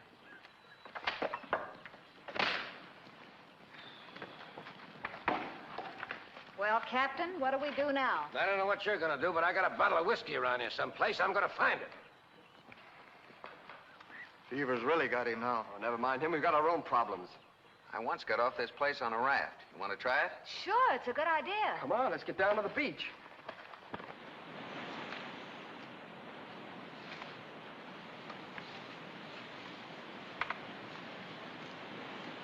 Found this about a quarter of a mile down the beach. Go. That was our sloop. Must have drifted around from the other side of the island where we beached. Hey, where's Tanoski? How should I know? Said he's going out to find something for a sail.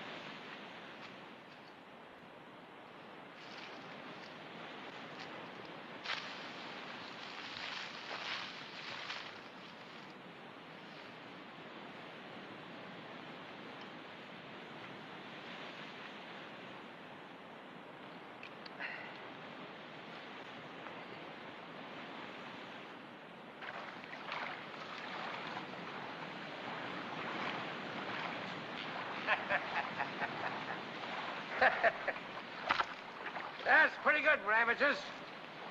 You make a regular Noah's Ark out of it, animals and all. Well, it seems to be working all right. Not bad, considering I failed my Girl Scouts test. Oh, they're okay. Well, I guess that'll be about it, won't it, Fairbanks? How much longer before it'll be finished? Oh, not much longer. Don't forget we're as anxious to get out of here as you are. Yeah, I saw some tools back at the camp right near where the supply tent was. We'll be needing them when we start planking this thing. Go get him, Osborne. I'll go. You stay here and help with the raft. Make sure you stay on the path, Carol. Yeah, I will.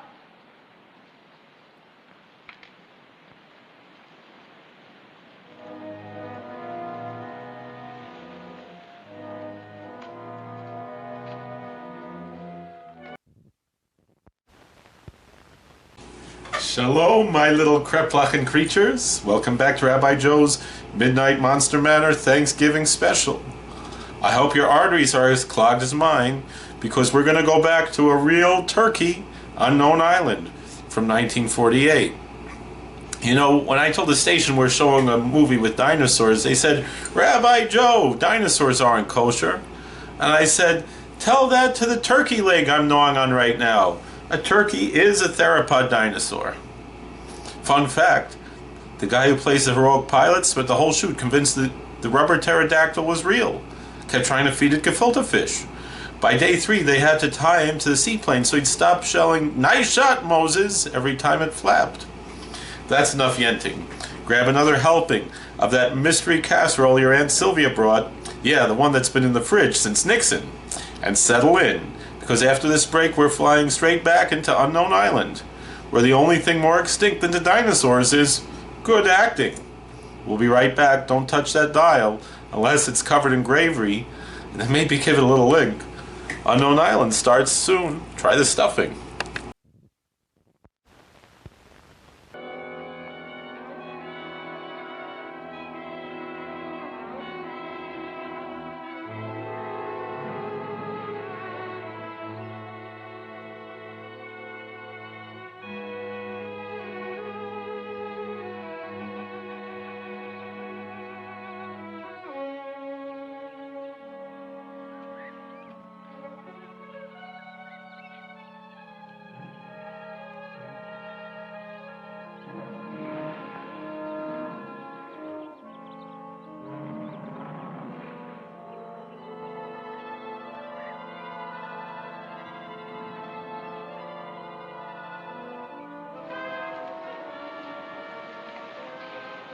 where's Tarnowski?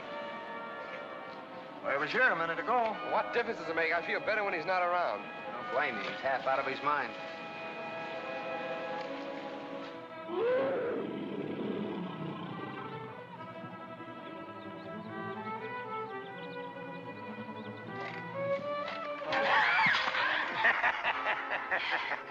What's the matter? The jungle frighten you? No, I was just a little nervous, that's all. Oh, come on. I'll show you a shortcut. I'll go back the same way I came.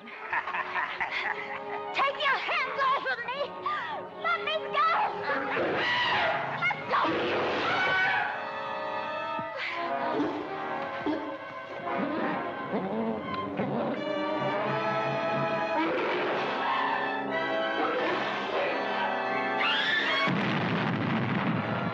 Grenades? Yeah, let's go.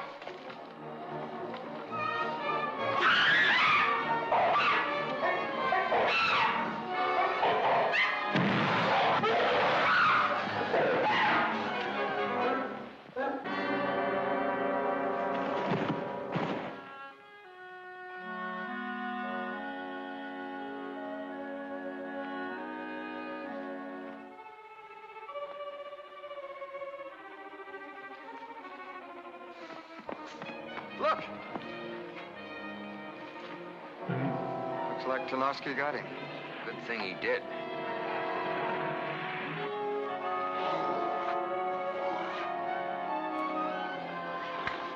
Carol, Tarnowski's got her. Which way could they have gone? I don't know. We'd better split up and try to find him. It'll soon be too dark to pick up the trail otherwise. You'll never find him in this jungle? Oh, Carol will be all right. She'll get away from Tarnowski, I'm sure. All right, go back to the beach. You'll be safe there. You and your film. That's all you think about anyway. Fairbanks, I've taken about all I'm going to from you. When this mess is over and we're back on the mainland, you and I are going to settle a couple of things. We'll settle it right now. Save it, Fairbanks. This is no time for that. Well, I guess we better wait till morning before we try to pick up the trail. As well as you may know this jungle, you know we can't fight darkness. I guess we wouldn't have much of a chance. Let's get out of here.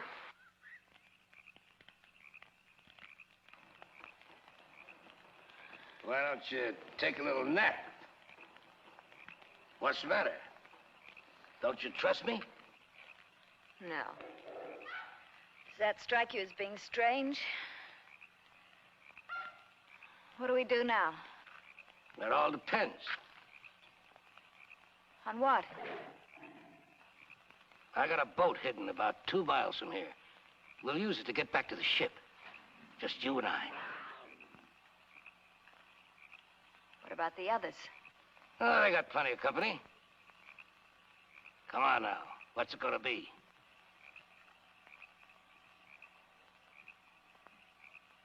You said you had a boat. That's impossible. I saw it smashed to bits today. Oh, this is a skiff from Fairbanks' sloop. Must have got washed up by one of them tricky currents. I got it hidden in the brush. It's a little ways down the beach. Well, what do you say? What else can I do? I'll do anything to get off this island. You're all alike, ain't you? Now, wait a minute. You keep your end of the bargain first. Get us out of here. All right. First thing in the morning, we'll shove off. You mean we have to stay here tonight? Sure. I ain't gonna let anything happen to you. I know you ain't gonna run away with all these hungry monsters roaming around loose in the jungle.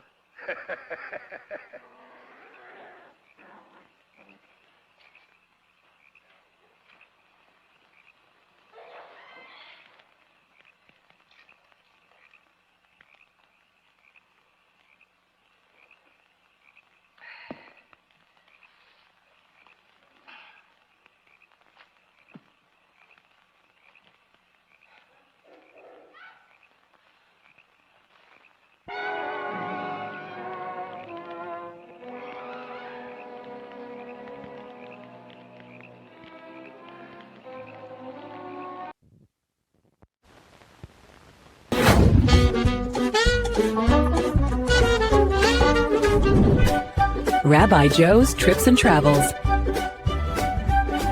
Midnite Monster Manor. Here we go. Boy, that curb had it in for me. Still standing, Baruch Hashem. Selfie with the big guy. Smile, new. Jeez. And one with the cape. Bangs out. Scales like a... So we're here at Monster Bash with Professor Thom Shubilla. Hey. He's part of the staff here. Thank you for having me. Yeah, thank you for this great show. Thank you for all the work you do here. It's a labor of love each and every Monster Bash, every June, every October, to put the show together. And I come in late, but you have people like Ron Adams who put in the hard work all year. Yeah. So I feel like I'm a Johnny Come Lately sometimes, where I just show up and here we are. We have a show. Yeah. So how did you start coming to Monster Bash? This is our favorite show. We've been coming for 11 years now. Now, you said you've been coming... I've been coming since I was 14 years old. I'm 41. We're the same age. Yeah. And, I was just looking on internet things, and I saw that Conrad Brooks from Planet Knife from Outer Space and everything else was... Conrad Brooks was coming to Bash from my favorite movie, Planet Knife from Outer Space, and I said, I think I have to go. Yeah. I think we have to go. And I asked my dad, and he said... Yeah, let's go. And I thought, no way he would say yes. Right. So, so we started coming, and the rest is history. About 2 years later, I ran into Ron and the crew at Schiller Theater in New Jersey, and I said, hey, I'd love to be on the staff. And that was my next question. How'd you get on the staff? And about maybe a week or two later, 3 orange shirts showed up at my house. And I haven't been able to get out since. Yeah, so. Yeah, it's kind of like the mafia. Once you're in, get out, or a cult or something. Yeah. I don't know, but it's a good one. So it's what did I just do? There we go. All right. So you're an author. You're a professor. Yep. And you're an author. Yes. You have 2 books for sale here. You want to tell us a little bit about those? So I'll tell you about this one first. It's called Primetime 1966-67. It's about the first season that every show on television in primetime in the United States was in color. I originally wanted to write about the Beatles, Bond, and Batman. And I started writing about Batman, and I ran across this cool fact that, again, that was the first season that every show was in color. I always loved classic television, and I just continued writing. And actually here at Bash, that publisher, McFarlane, was here I think in 2019, and I pitched the idea, and they liked it, and so that kind of kicked off my writing career. It's all right. I have a quick question for you. On that panel last night, how do you guys deduce what the movie is or what the monster is? I didn't get out a lot when I was in high school or college. They didn't invite me anywhere, and practice. We could zero it down. Yeah, I was amazed, that you guys came up with, like, there was a couple. I was like, oh yeah, it's. I didn't get out much. Join the club. Watch a lot of movies on television. I don't know. There were 2 that would have totally would have stumped me. Was A Living Coffin. That was right. I even said I said The Crying Woman, which is in the movie. So we got close. And then I never saw World Without End. Yeah, I don't think I have either. Yeah. So then you mentioned Bond. So tell us about. Oh yeah. So my. Cool. She wants everyone to sign these. Yeah, we can do that. So.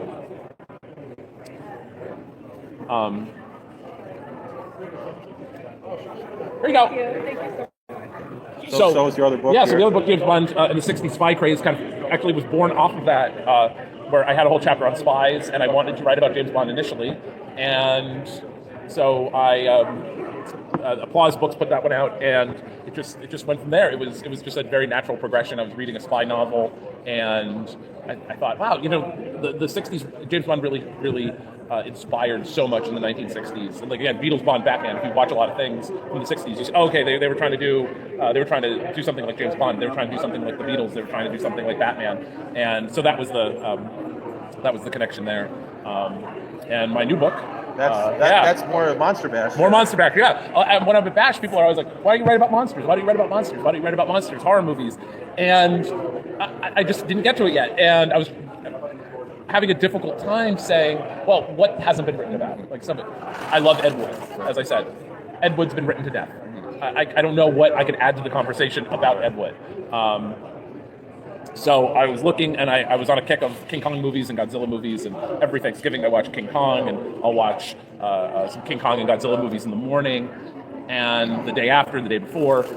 And I thought, well, has there been a book written about King Kong versus Godzilla? And there had not. There's a lot of Godzilla books. There's a lot of King Kong books. I think that there's some kind of novelization and picture book about the newer King Kong or Godzilla versus King Kong.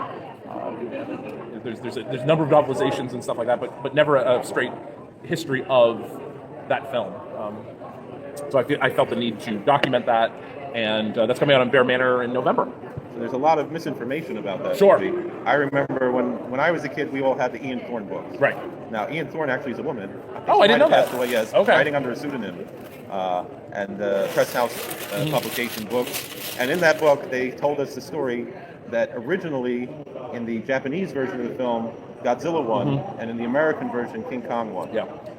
It goes back. It goes back further. It goes back to Famous Monsters retold it, but Spaceman magazine, which was an offshoot of Famous Monsters, so as early as 1963. So when the movie came out. Yeah, they were telling that. They're saying that's where that myth came about. Yeah, and I said, I'm not even sure. I remember reading those books in library class in school. Like I remember, for some reason, our librarian was like, "Oh, you can't take those books out." I think she wanted to keep them for herself or something. I don't know. It was like we got in trouble if we borrowed those from the library. I was like, "Isn't that the point?" Yeah.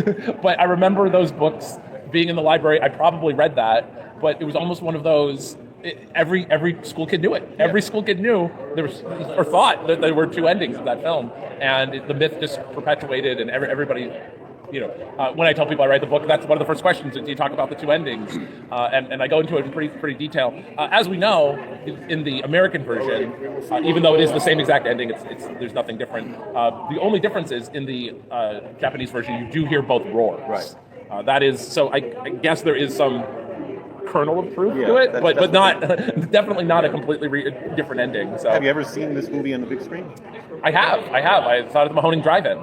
So I have seen it at the. And which version did they show at Mahoning? They showed the American version. They did show the dubbed Universal International version. With the Creature from the Black Lagoon music. Now, how did that come about? Because it was the Universal Library music. Right. So why didn't they pick the Bride of Frankenstein? That's a good. That would be a good one. Yeah. That's a good question. I think that they just had whatever they had. Just whatever library music they had, and they threw it in there. There was a lot of other library music from there. So Creature is the one that stands out. Creature is the one that if you are really an astute viewer of Universal films, if you're an astute viewer of Godzilla films, you pick that out right away. But there's a bunch. There's a lot of library music that you can pick out from other movies. Was that the recording from Creature from Black Lagoon, or it was just the same musical notes? It was Harry J. Saul, right? And it was just his library. So it wasn't necessarily written for the Creature. No, but what I'm saying is they didn't have the recording. Was the recording from Creature, or the recording was a new recording of the same music? Oh, it was from the Creature.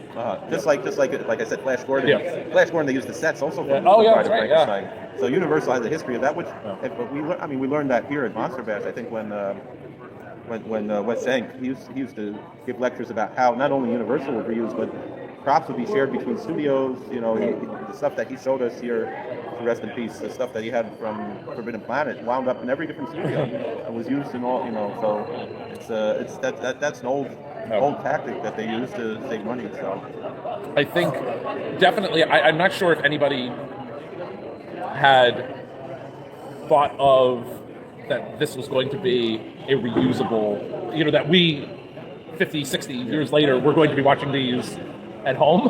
We were going to be watching these at all. Well, it was almost disposable. I think by the 60s, even by the 50s, I think they understood already. There was going to be some television was already. By the 60s for sure. Yeah, definitely television, but I don't know how far back. I don't think they thought anybody would care. Right. It's not that big of a deal to use that same music, especially when you consider how much stock footage was reused in so many movies. True. I mean, you look at a movie like Valley of the Dragons, and the whole movie is stock footage, and not just from 1 million BC, but they have Rodin in there. They have a lot of other, mostly 1 million BC, but they just pretty much made that whole movie around that stock footage. So reusing music is probably the least of it. Yeah.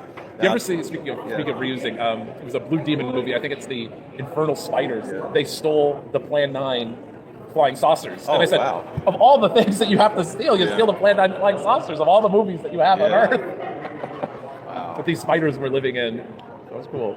But but the movie, again, the book talks about that. The book talks about how Toho had a 5-year deal for King Kong, and I thought, if I was a filmmaker and I had the rights to King Kong, I'd be putting him in everything. King Kong goes to space, King Kong underwater, King Kong whatever. They used him one more time. King Kong escapes. And I do have an interview with, even though she was not in King Kong vs. Godzilla, interview with Linda Miller, who is the star of Godzilla Escapes, and she gave some King Kong Escapes, excuse me. And she, I'm not going to edit that out. Just as it is. Please. And she gives a really good insight as to working with the director, working with the special effects team, they're the same. Now, was that the same suit? No, it was a different suit. But they did. Because I had always heard that the reason why the King Kong escape suit looked so silly was that it had deteriorated from. They used the suit in an underwater scene, so they probably could waste it. And it's also reused in an episode of Ultra Q, and then I believe it's also used in an episode of Go Green Man, late into the 70s. So that was a 5-year deal. It wasn't just a 2-picture deal. Right, 5-year deal. Because I thought, wasn't Frankenstein Conquers the World supposed to be Frankenstein versus King Kong? Yes. Or actually, wasn't King Kong versus Godzilla originally? Yeah. So the original idea was King Kong versus Godzilla versus King Kong versus Frankenstein. You need Thom to sign that? Yeah, could you sign Absolutely.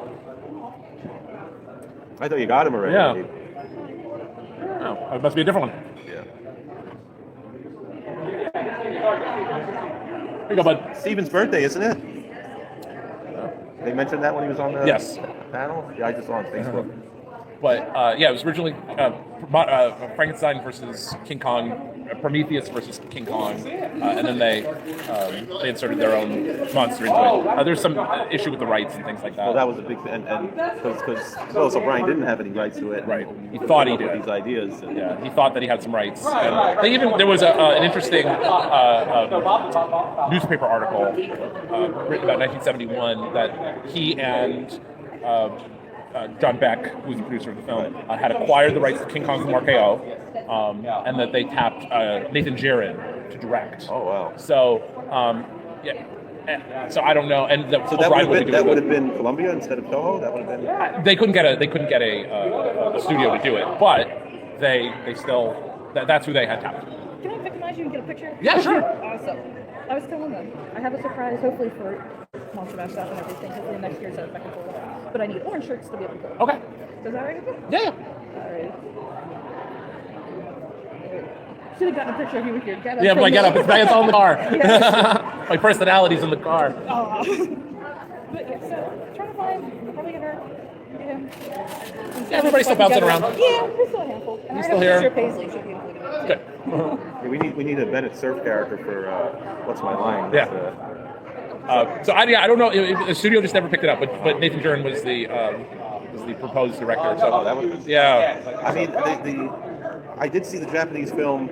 I when I found it was online, I was like, let me just see the end, and that was it. I never watched it when I found it was online. But then there's a theater up near us. Last night during the game, you guys smoked on Jet Jaguar. That was great. I think you got jacked on the last one. Though. Yeah, that's something about I do too. I said La Llorona, and he said it didn't cry, and I go, what is La Llorona? She's crying. The woman She's who crying. cries. She's a crying woman. Anyway, it was great fun. Thank you. So the Rosendale Theater, Rosendale, New York, they showed the Japanese version of King Kong versus Godzilla last year, I believe. And I saw that, and I noticed it was a lot more of a political satire. Yes. They definitely dove into a lot of, again, the Ichiro Honda once did an interview and he said, it was a take on like advertising and things like that, where he thought, well, a pharmaceutical company, they should really just want to make the best medicine that works, not sell. And I thought, wow, that's an interesting way of putting it. That he thought like, no, a pharmaceutical company should be worried about curing people, not making a profit. Happy birthday! Not me. No? Someone else. Okay. Another Steve. Let me Steve. All right. No, Mine's Stephen. in May. Oh, okay. How you doing? I'm well. Last summer I meant to buy a book from you, and then I lost track of you, and then you were gone. Oh, okay, because Ron was saying, somebody's looking for a book, and I was like, oh. Let me rectify that now. The primetime book. Okay, great. Yeah, absolutely. Give me a good copy here. Awesome. Thank you. Make it out to you? Sure. Okay. So that was the first one, right? Yes. Okay. What's the new project? So this one's James Bond and 6 Spy Craze about the James Bond spin-offs, spoofs, knockoffs, and exploitation films. Yes. And then new one coming out November is King Kong versus Godzilla. Okay. So history of that film. All right. Very good. Yep.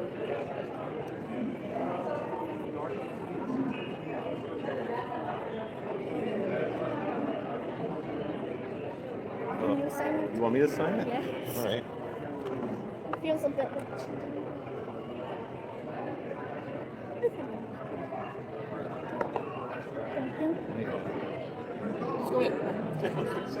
There we go.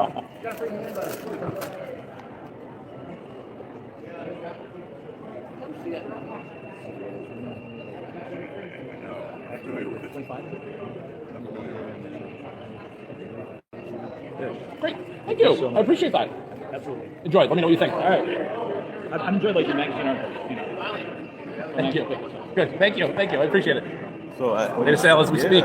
No, you talk about the pharmaceutical. Yeah. You ever seen the movie Peter Sellers, Heavens Above? No, I don't think so. That's a funny movie. It's a political satire, and it's also about a pharmaceutical company. He's actually a prison chaplain who was accidentally assigned to a parish as a priest. He's an Anglican priest, and then the whole town is run by this pharmaceutical company, and he convinces the matriarch of the company to be more charitable and do all kinds of things, and everything just falls apart. And then they assign him the Archbishop of Outer Space. So, like, that was why when I read that, the description of the movie, Peter Sellers is appointed Archbishop of Outer Space. I was like, I got to see this. I was like, oh, but this is a very serious satire. It wasn't just that's funny. But so, and then you want to talk about your next project? Sure. So the next project is still up in the air on a lot of things with it, but it's called Monsters Belong on Television, and it's actually in the King Kong vs. Godzilla book.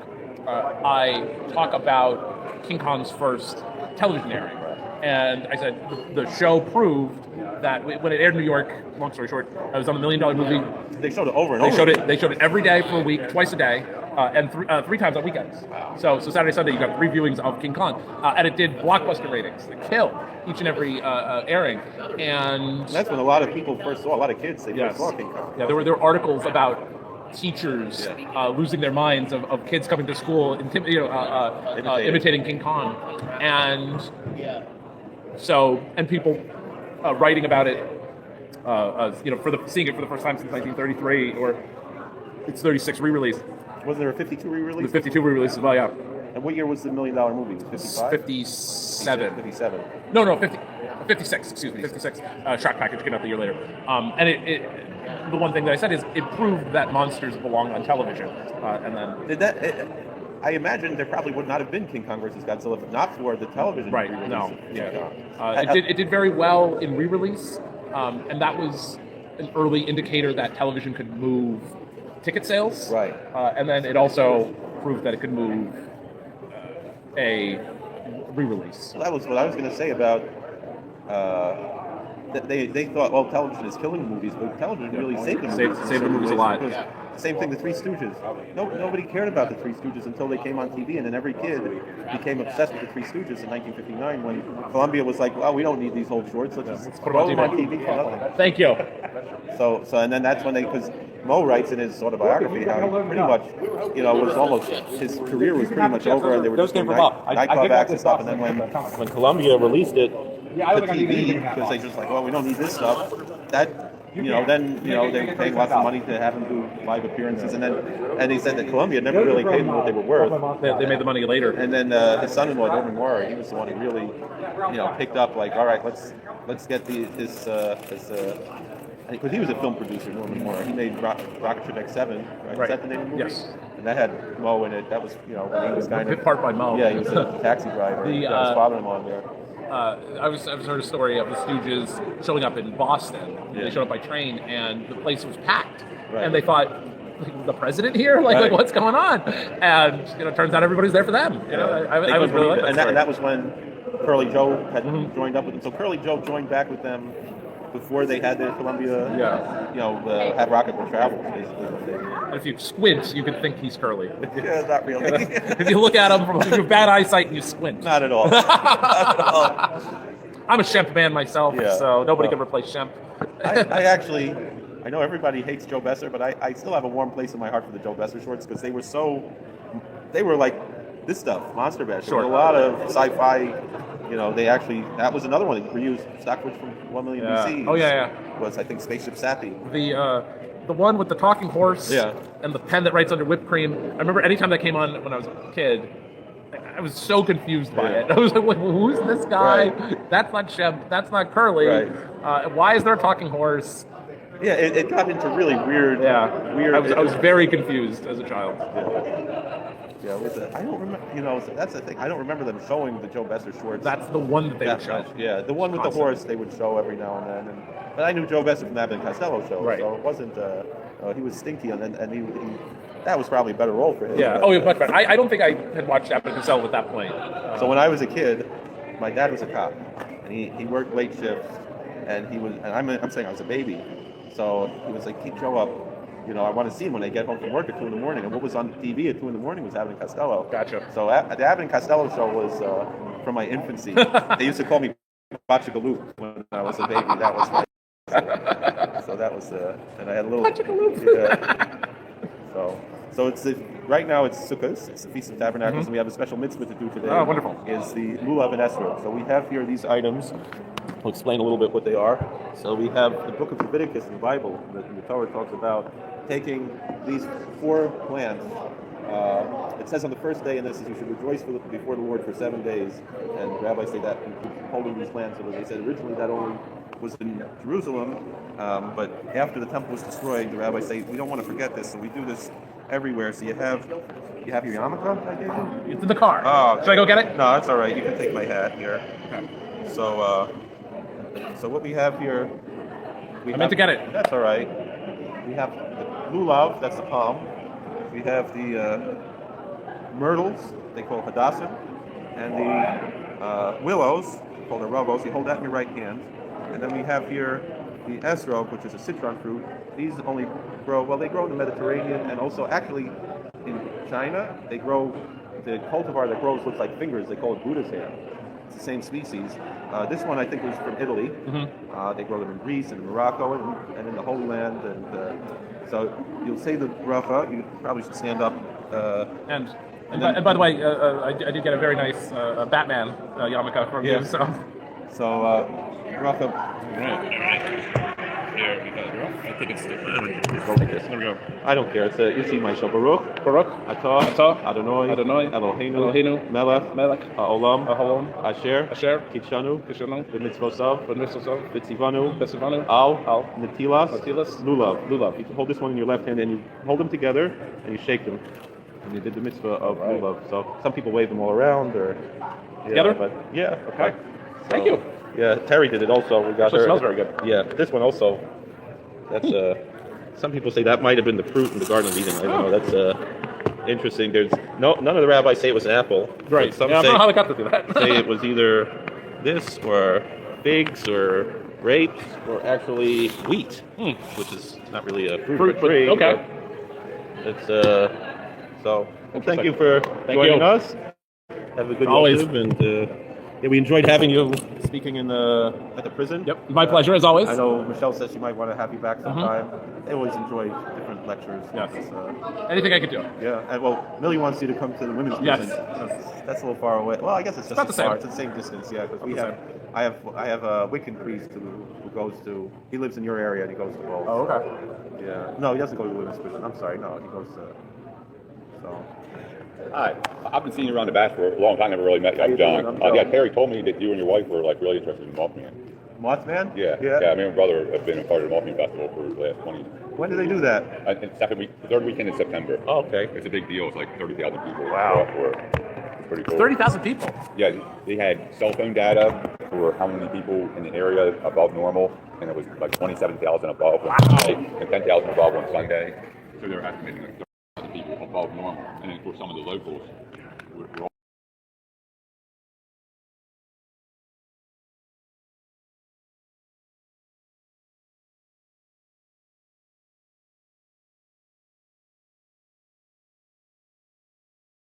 Now back to Rabbi Joe's Midnight Monster Manor Thanksgiving Special. With me.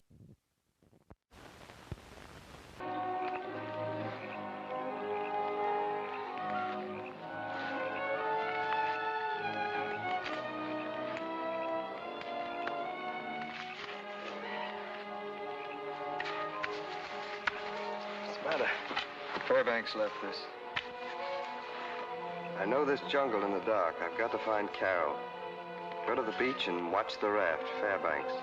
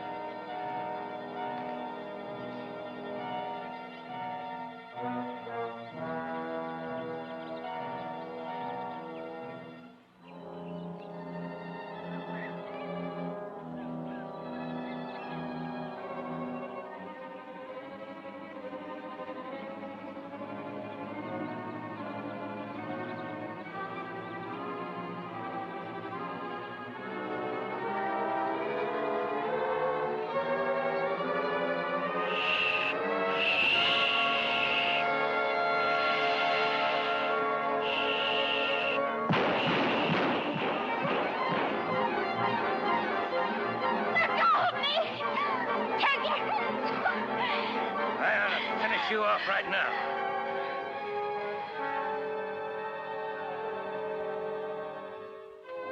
I guess maybe you saved my life, too.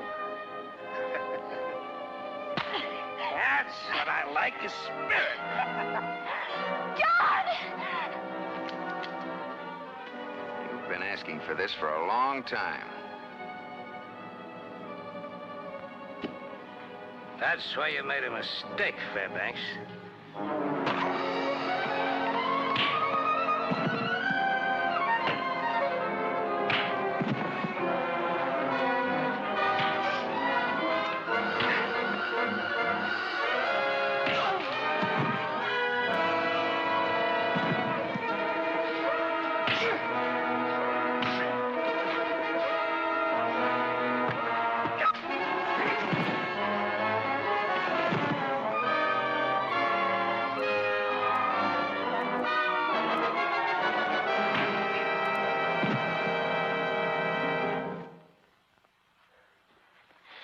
Is he hurt badly? I don't think so.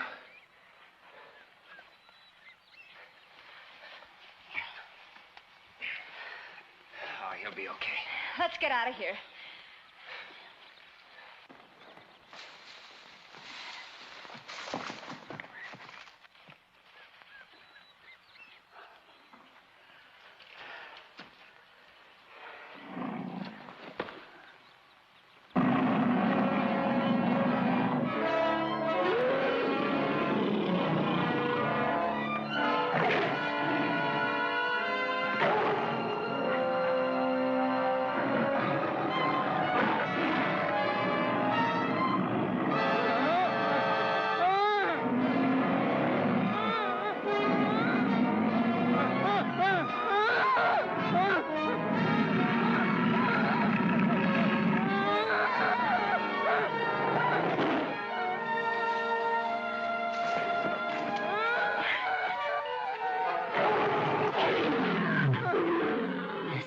Something horrible's happening to him. Yes, and that something's liable to catch up with us. I'm getting you to the beach first. Come on, keep going.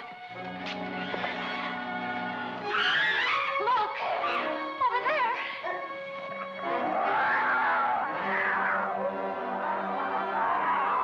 Come on.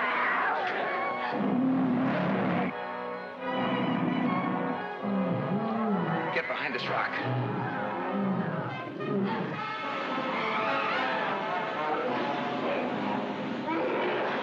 Down low.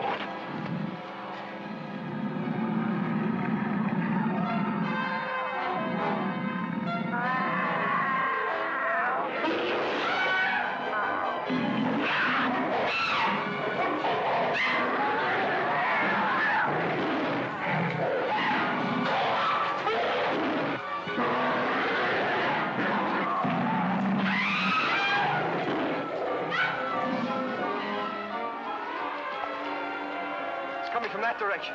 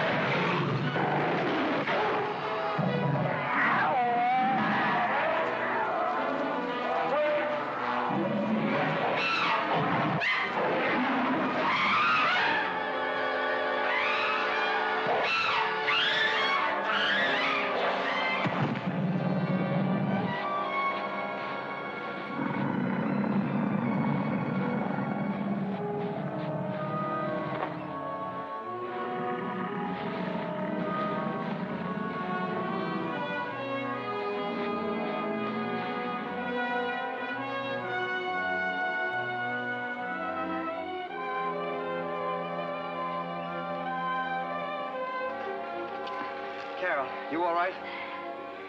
Yes, Ted. I'm all right. Well, what was all the roaring and screaming about? What happened? Now, let's get off this island.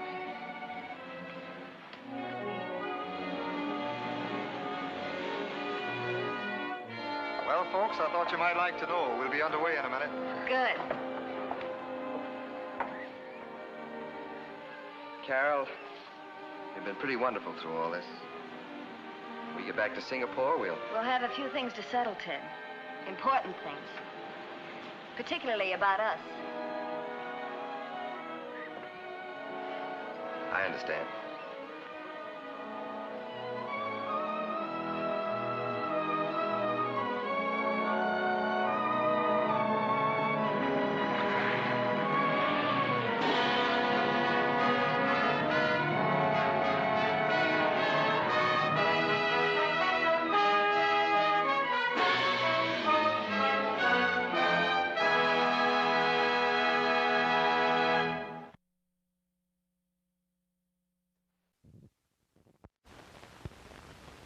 Well, we made it, Bubbalas.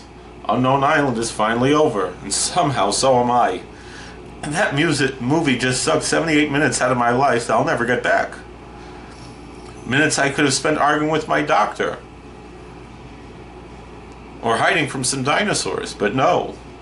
I sat through stock footage of bored tigers and a love scene so wooden you could build an ark out of it. What's that? Help me, Rabbi Joe. The Pterodactyls Union is on strike and the Brontosaurus owes me alimony. Oh, even the props are drunk. Look, if you've stayed with me through that whole thing, you're either family, on parole, or you lost the remote somewhere inside the couch, with my dignity and half a kugel. Either way, mazel tov. You're tougher than that Ceratosaurus's and the T-Rex's rubber teeth.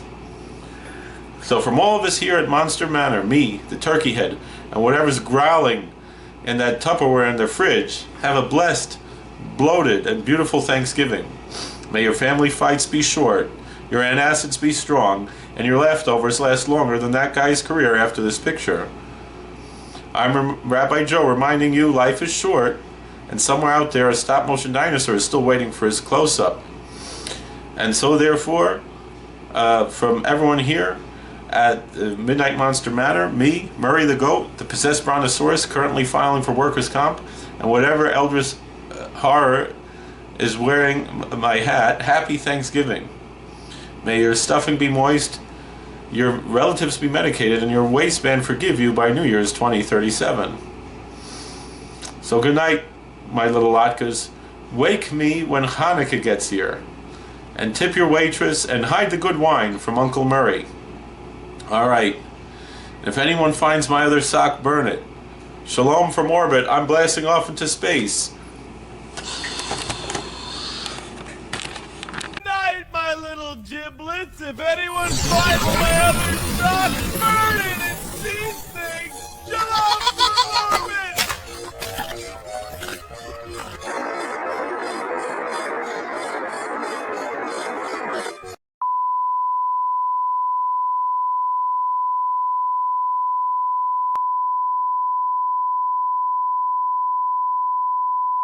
Koblenzer Rebbe, Rabbi Joe's Trips and Travels.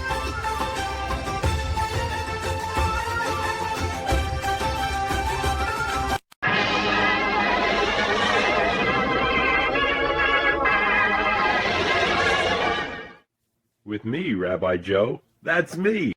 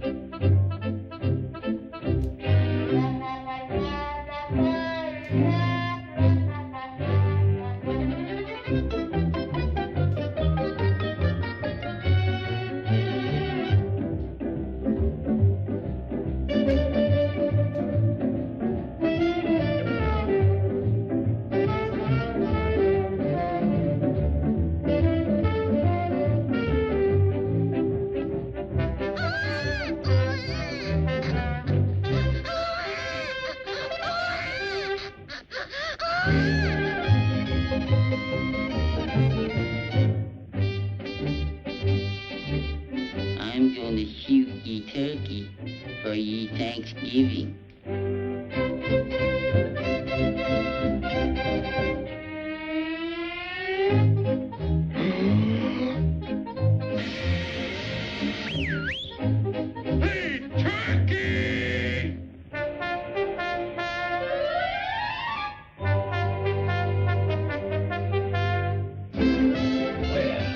What do you know?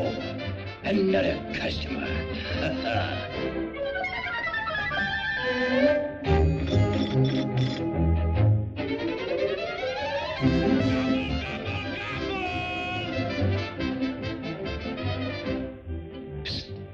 Hey, Junior, you want to buy a hot toddy? Is it fresh? Is it fresh? Look at that white meat. Look at that dark meat. Feel the material in that wing. Look at the size of that wishbone. You want to eat it here or take it with you? Well, I don't know. Okay, Junior. I'll wrap it as a gift.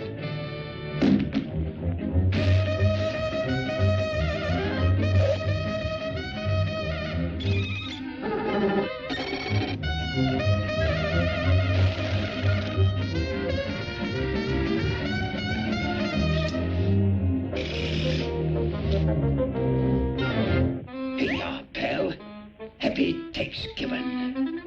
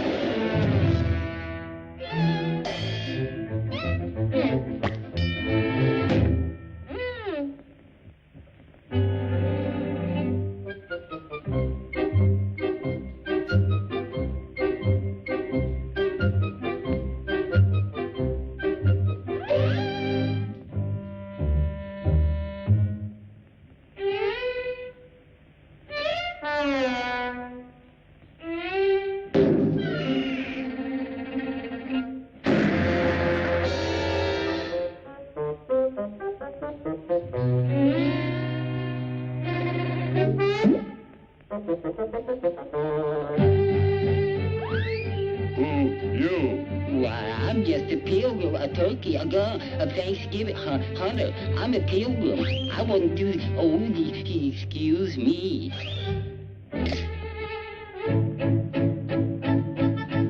You, we half-breed.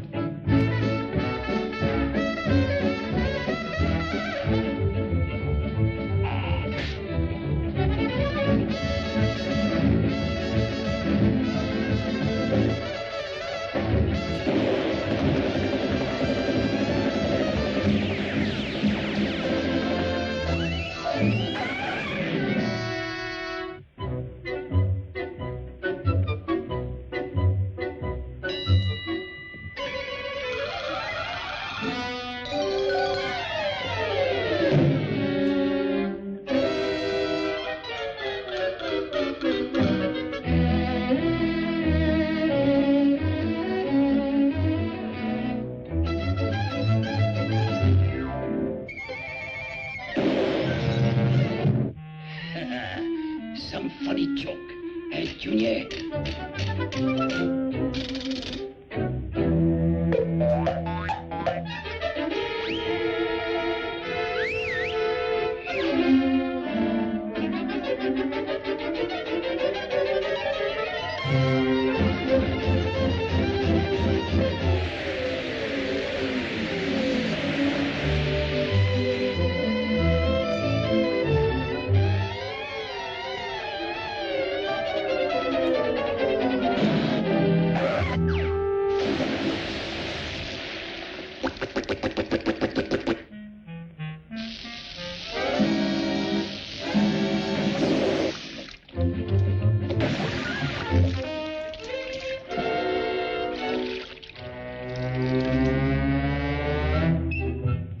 Listen, Junior, you ain't never gonna catch me for no Thanksgiving dinner.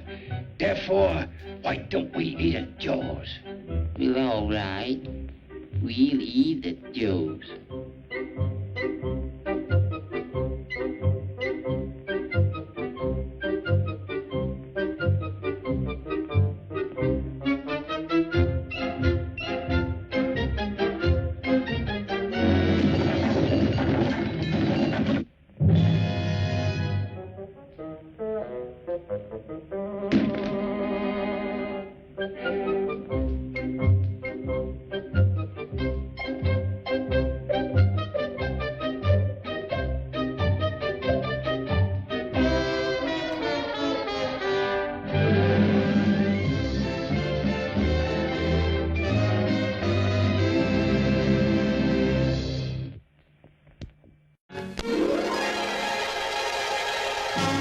The front at Plymouth is packed with crowds, for Mayflower's big moment has come. The 180-ton replica of the Pilgrim Father's ship is ready to...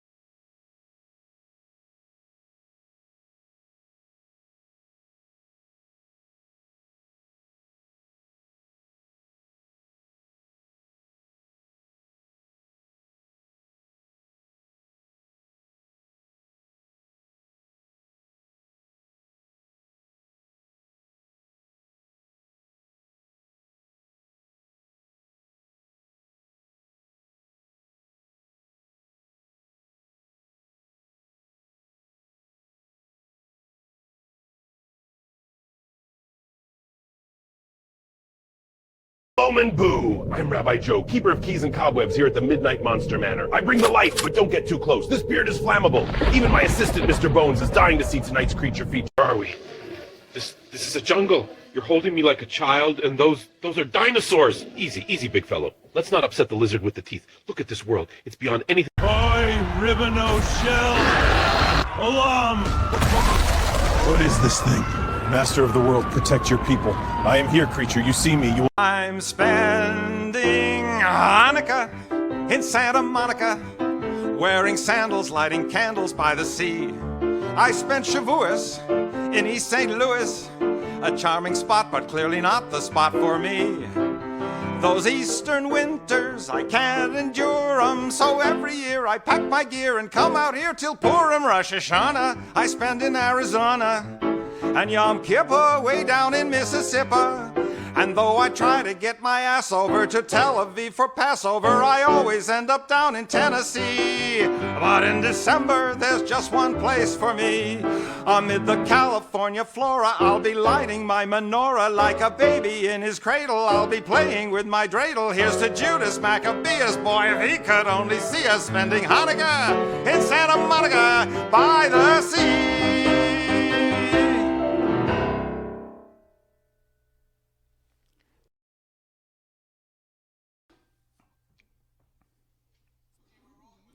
Okay, Hanukkah in Santa Monica, the short version. I'm spending Hanukkah in Santa Monica, wearing sandals, lighting candles by the sea. I spent Shavuos in East St. Louis, a charming spot, but clearly not the spot for me. Those eastern winters, I can't endure 'em, so every year I pack my gear and come out here till Purim. Rosh Hashanah I spend in Arizona, and Yom Kippur way down in Mississippi. But in December there's just one place for me. Amid the California flora, I'll be lighting my menorah like a baby in his cradle. I'll be playing with my dreidel. Here's to Judas Maccabeus, boy, if he could only see us spending Hanukkah in Santa Monica by the sea.